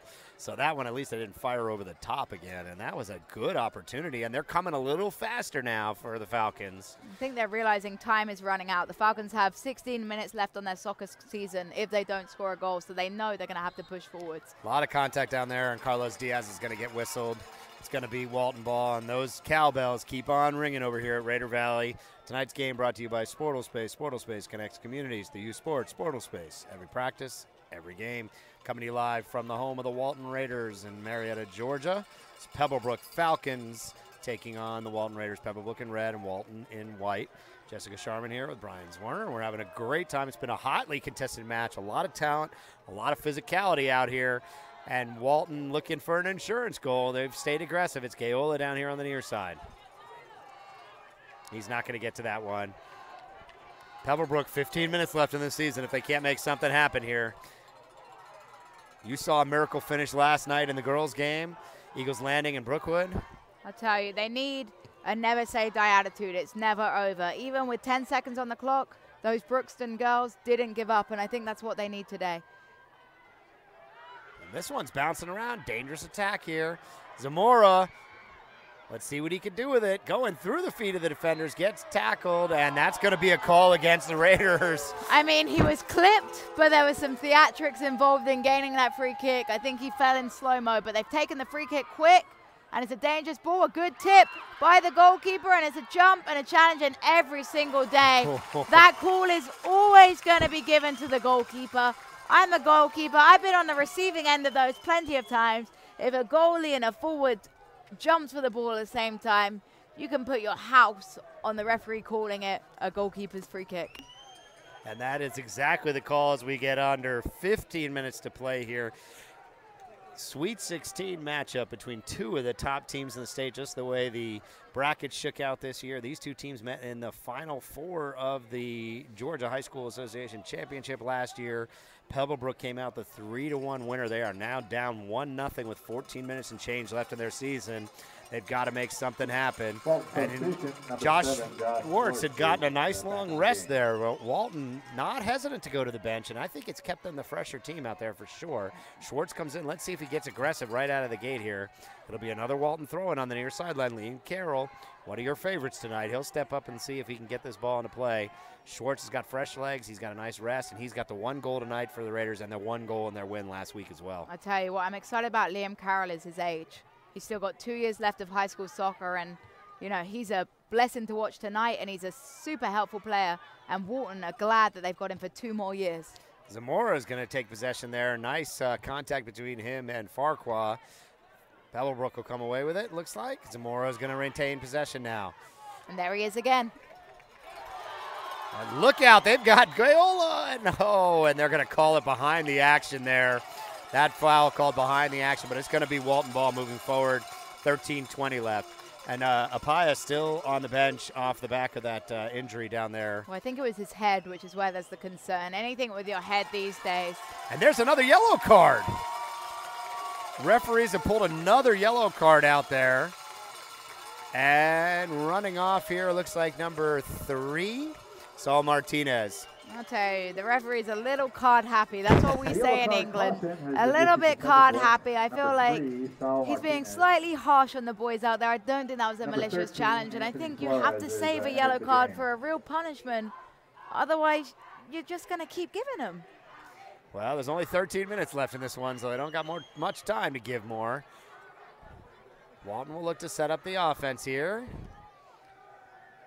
And Zamora's trying to claim he pushed that out off the Raiders, but the referees over there disagree. Linesman does.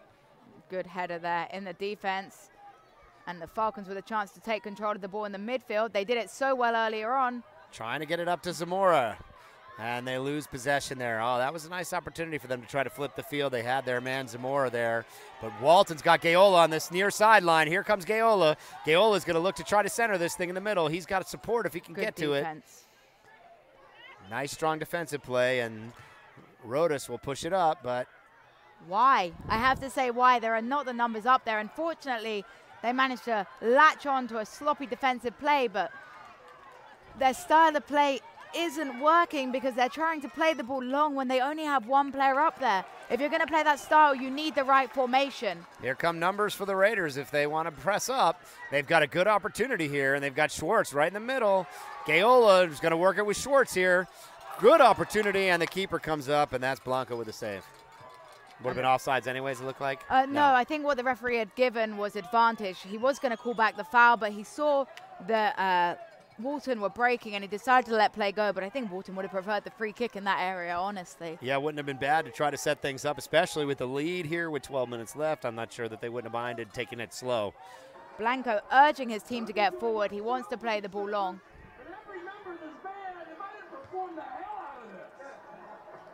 Guess what? I got a fever. The announcers up here are trying to key on the crowd, and they're asking for more cowbells out here, and there's plenty of cowbells tonight. The classic Will Ferrell Saturday Night Live skit for the cowbells. 11.5 minutes remaining now. Still 1-0 is our score. Walton Raiders holding on to this one-goal lead. It's been only Josh Schwartz finding the back of the net so far. Martinez steps off for the Pebblebrook. Still haven't seen Appia coming back. He may be done for the night. And that's a big loss for them. He's been a big chunk of their offense. A little too fancy there. Oh, but look out. Oh, the Pebblebrook's going to get a shot. It's just not dropping for Pebblebrook. I tell you, it just looks like Walton Raiders' day because a slice clearance, and somehow it still managed to fall for Walton. Carroll going out and challenging out there against, we said number 19 tonight is Flores. Sorry, Torres, number 19. And again, Liam Carroll, excellent defensive play there. Yeah, he's had a heck of a game. We've said his name a number of times tonight. He's played very well, the sophomore starter. And Walton will put it back to their back line, try to set it back up in the middle of the field. Zamora will take possession here. And this is a nice forward move here for the Pebblebrook. Walton looking for a foul call down there. A lot of contact. And that's he went, goodness. oh, and goodness gracious, I'm not sure. I think he went down. I'm not going to make comments because I don't know what happened really, but it looks like tensions are flying out there. There could be a red card flying around here. I think I saw something to the face. If it's anything to the face, then it's a red card call. Oh, but there's a little punches pushing being and shoving thrown. too now, Yeah, there's shoves being thrown. I won't say punches, but there's a lot of anger, a lot of tension, and the referee needs to calm this game down. This is high school soccer, and these boys need to get their soccer minds back on. Yeah, and they're pushing Pebblebrook back.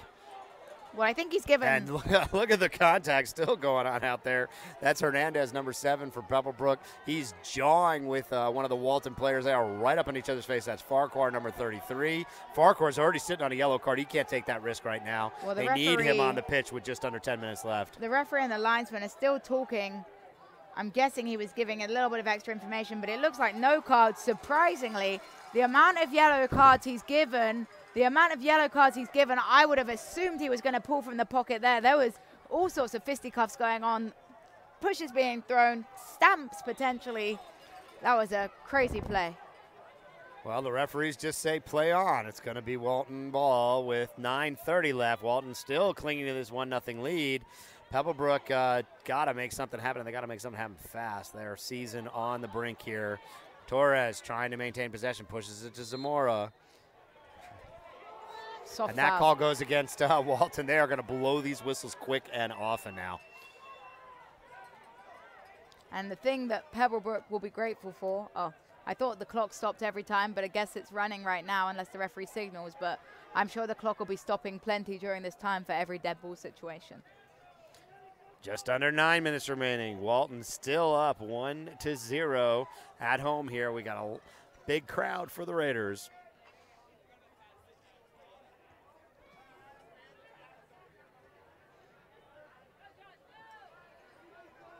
Rodas for Pebblebrook will take possession. He'll try to set the offense up. And it's just not falling for them. Pebblebrook needs to get control of the ball, play it simple, and it might drop for them. Referee's they blown his whistled it whistle. behind the action there again. Seen that a few times. Clock is Walton's friend here now. Walton's got plenty of time to take their time and try to put this ball in play. That's number 7, Hernandez, trying to come up. He was one of the feisty ones when there was a lot of action around the 10-minute mark. Well, I know they're frustrated. I can understand. There's nothing worse than knowing that right now the clock is ticking on their high school season, but they have to keep their heads, otherwise they're not going to play at their level they can. Hernandez still tracking that ball down there on the far side. And that whistle went the way of Pebblebrook. Pebblebrook is going to get a free kick over there on the far sideline around 25, 30 yards out from the goal. And the clock's about to be stopped. Referee signaling for the clock stopped. And he has to because, you know, time wasting is going to keep occurring. I don't blame Walton at all, but the referee's got to stop that clock. Otherwise, the game's going to run out too quick. 7:37 left, and this is a big opportunity for the Falcons to get this equalizer. They've got Zamora in the middle of the field. He's not a part of this play. Appy is still on the bench. Let's see who they try to go to. I can't imagine they're just going to pump this one at the goal again. I was about to say, this actually may be in a shooting distance. It really might be. This is quite a dangerous area, potentially the back post, but I can see if he can put us on frame, it could be dangerous. And it is a shot, and a nice save there by Alex Houston. They call him Fuego for a reason. He made a great save there. That was a clean save. Not the most challenging of takes, but he did it well. It would have been easy to spill that. And now Walton with a chance to counterattack. A great defensive play there. Tracking back there was number 20 Michael Riles. Yeah, he's substituted on fairly recently, and he's been active since he's been out there. 7 minutes now remaining in this game. Sweet 16 action from the Raider Valley. Tonight's game brought to you by Sportal Space. Sportal Space, connecting communities to use sports. Sportal Space, every practice, every game. And here comes number 11, Appia coming back in. Number 11, Jeffrey Appia. Coming back in. And for Walton, number 10, Casey Coresi has joined the match. Well, Appia's had a nice long rest, so let's see if they can get him into the action early here. He was getting a lot of good challenges early in the game, but he got kind of dinged up out there around the 20-minute mark, hasn't been back in the game since, and now he's back on the pitch, number 11, on this near sideline. A critical player for the Falcons and probably one of their best chances to find the back of the goal with 6 minutes left in their season if they can't get a score here. That's a good header. Oh, a lot of contact. And there comes another yellow card. These cards just keep coming. I don't know. There were 2 guys going up for that one. It was a physical challenge there. I think his size played against him in that call. He's a lot taller. Number 5, Eli Suazo took up that foul. Yeah, against Jacob Huff, He did go through him, but I think his size played against him and made it look far worse than it was. I think he was going for the ball, but obviously Hoff was in the way. I think a yellow card was harsh. That is the 4th yellow card we've seen tonight. They just keep coming. I told you, card happy. Yeah, it's been like that all game long. The referees have been blowing these whistles. It's been a physical game, a tough game for the referees to try to make decisions out there because both of these teams plenty happy to play physical. Pebblebrook came out right out of the early whistle there, playing that way, and Walton wasn't scared of it whatsoever. They responded right back. And Farquhar will look to set it up as we're at 6:14 remaining in this game. It's been a great match so far. 1 goal was scored only here tonight, and that was scored by Josh Schwartz with about 17:20 left in the first half. Big mistake by Blanco coming out of the net for Pebblebrook, left the goal wide open for Schwartz, and he wasn't going to miss from that kind of distance. But in fairness to Blanco, he's had a solid rest of the game, and he's kept it at 1-0. And I think he's recovered well. It would have been easy to let his head drop, so Goalkeeper union here supporting him. Yeah, and you saw it. They were warming up their backup keeper on the sideline. Wasn't something that Blanco probably wanted to see. And Coach Banfield had him sit back down again. No trouble, and he's stuck with Blanco the rest of the way. Farquhar to set it up here. He'll try to get something moving in the middle.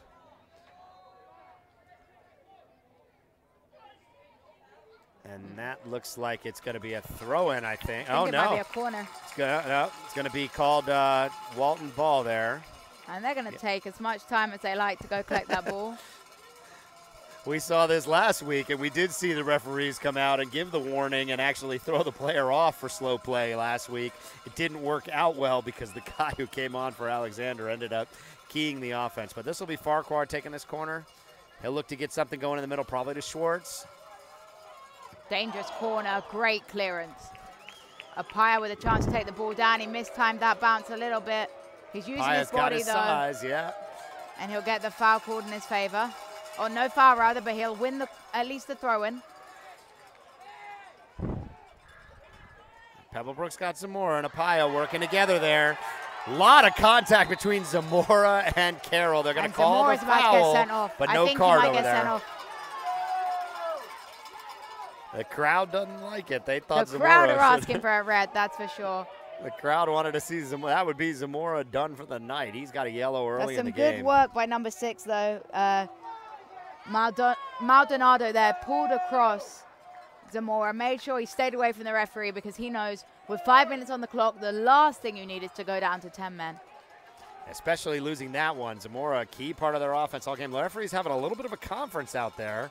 Looks like we'll be back underway here shortly. Just about 5 minutes left in this game. And it's been a great one. If you like defensive soccer, this has been a great game. And he's actually called it against Walton. He said that the foul, after discussing with the linesman, he's decided, the linesman and him, we said they were having a conference and he changed the way of the play. I mean, the initial foul might have been in that way, but there was definitely some aftermath, like we said. Zamora doing Hernandez a little pushes bit of it in front of the net. Here comes a good opportunity for Apaya. Let's see. Foul called.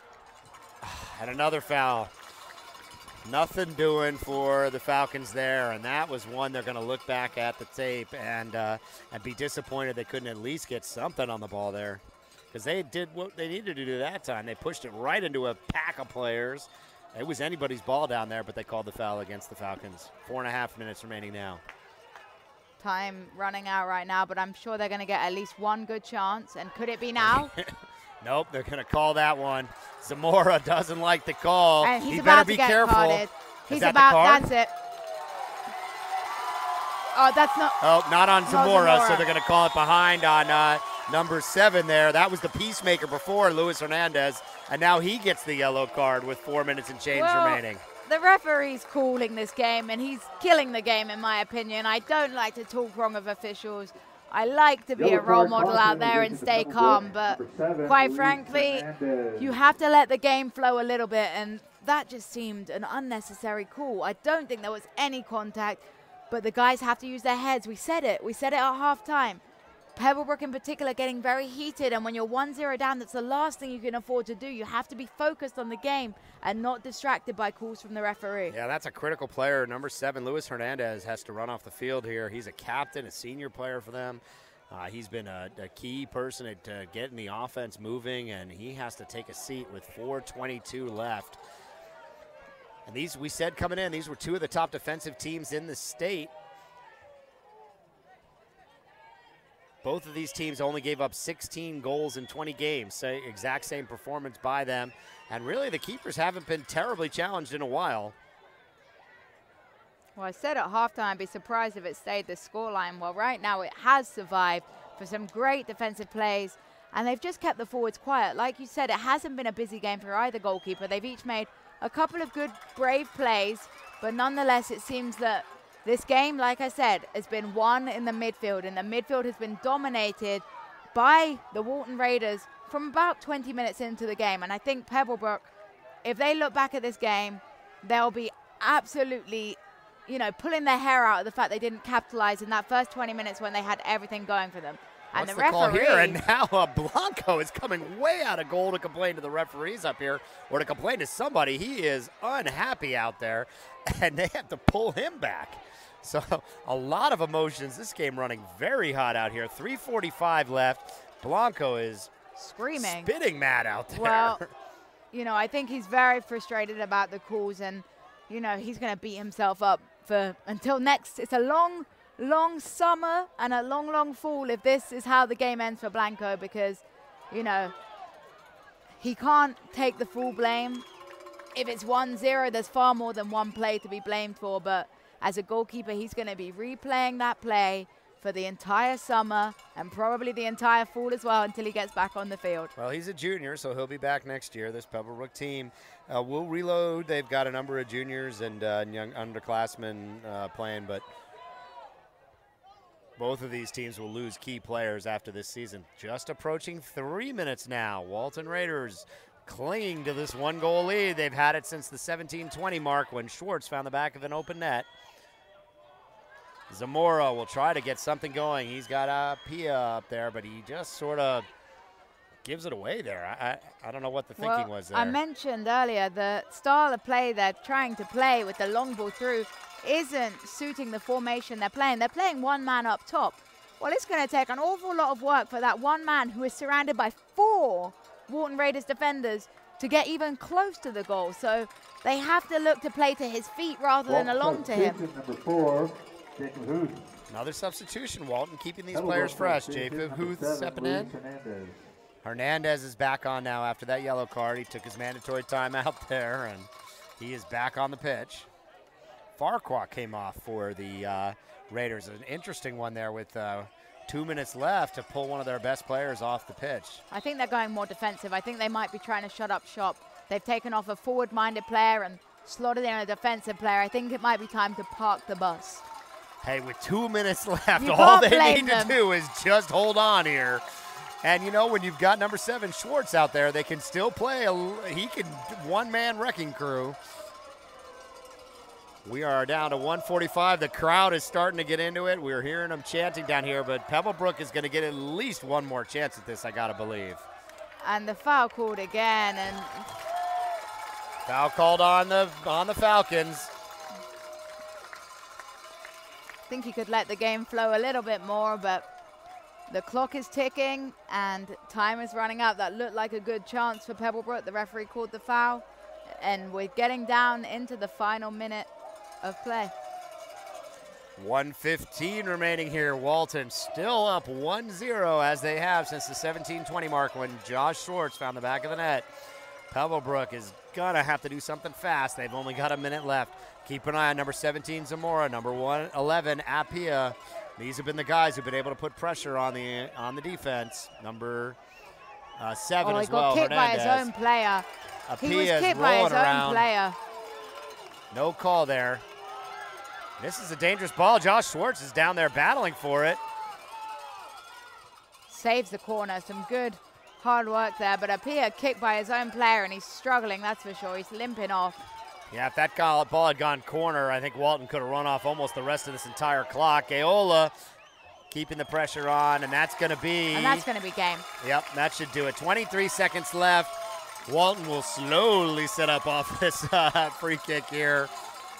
And that should just about do it. The fans here believe in it.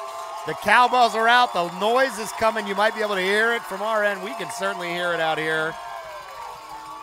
And that ball will go to Gaola in the corner. Gaola will just hang on to it. And that will be Walton moving on to the Elite Eight. But hey, there's about to be trouble because there's some gamesmanship going on here. Yeah, Falcons are not getting out of there. They are staying down there. I think this is purposeful by the Raiders. I'm not too impressed with this. I'm not going to, but they are literally trying to get in on the Falcons, and that's a little bit disappointing. And the Falcons are coming off the bench to see what's going on here. This is I told you, fisticuffs is about to come because there's... Yeah, they're going to need to get these players out of here. There's a lot of extra people on there. This is not a nice way to finish the game. We're going to take the camera away from this. We don't want to be showing that on the air here. This is a disappointing way to finish a game, but yeah, we like to see humble in victory, and I think that might have been where the problem stemmed from. It's been a heated game. I understand that the Raiders are delighted. They should be proud of themselves, but you can understand where the heat is coming from, particularly when there's fans running on the field that aren't players, and that's what I don't like to see. Yeah, we'll show you the celebration now as the fans have come out onto the field. Pebblebrook, great season for the Pebblebrook Falcons. They had a great game. And the Walton Raiders. They'll be heading off to our the quarterfinal game. Walton will move on to a quarterfinal game. If you're Coach Bruce Wade, what are you telling these players in the locker room after a win like this? You're telling them, good win. There were things we need to work on. I'm proud of how you shut up shop. You did some great defense. I'm giving a massive pat on the back to who I think is player of the game, Liam Carroll. Liam Carroll kept, you know, a team that were prolific in the forwards. Pebblebrook have scored more than 2.5 goals a game, something close to that, and you've shut them out. To have a shutout like that, you have to say congratulations to your defensive line, but going forward, you have to do a little bit better in another game because one goal isn't what you want. You need 2 goals, you need that cushion, and he might also have a little bit thing to say about the ending because that kind of tarnished it a little bit, but they'll be happy nonetheless. Very good performance and disappointing for Pebblebrook. Great commercial for 7A soccer. That's all I have to say. Yeah, we're hoping we'll be able to find a chance to get live. The Elite 8 comes real quick, so you might see us there. Certainly keep an eye on our Twitter feed. We will definitely have reporters out in the field catching the action all over Metro Atlanta, both in soccer, baseball, and in lacrosse. Tonight's game is brought to you by Sportal Space. Sportal Space connects communities through youth sports. Sportal Space, every practice, every game. For Jessica Sharman and Brian Zorner, we say thank you and good night.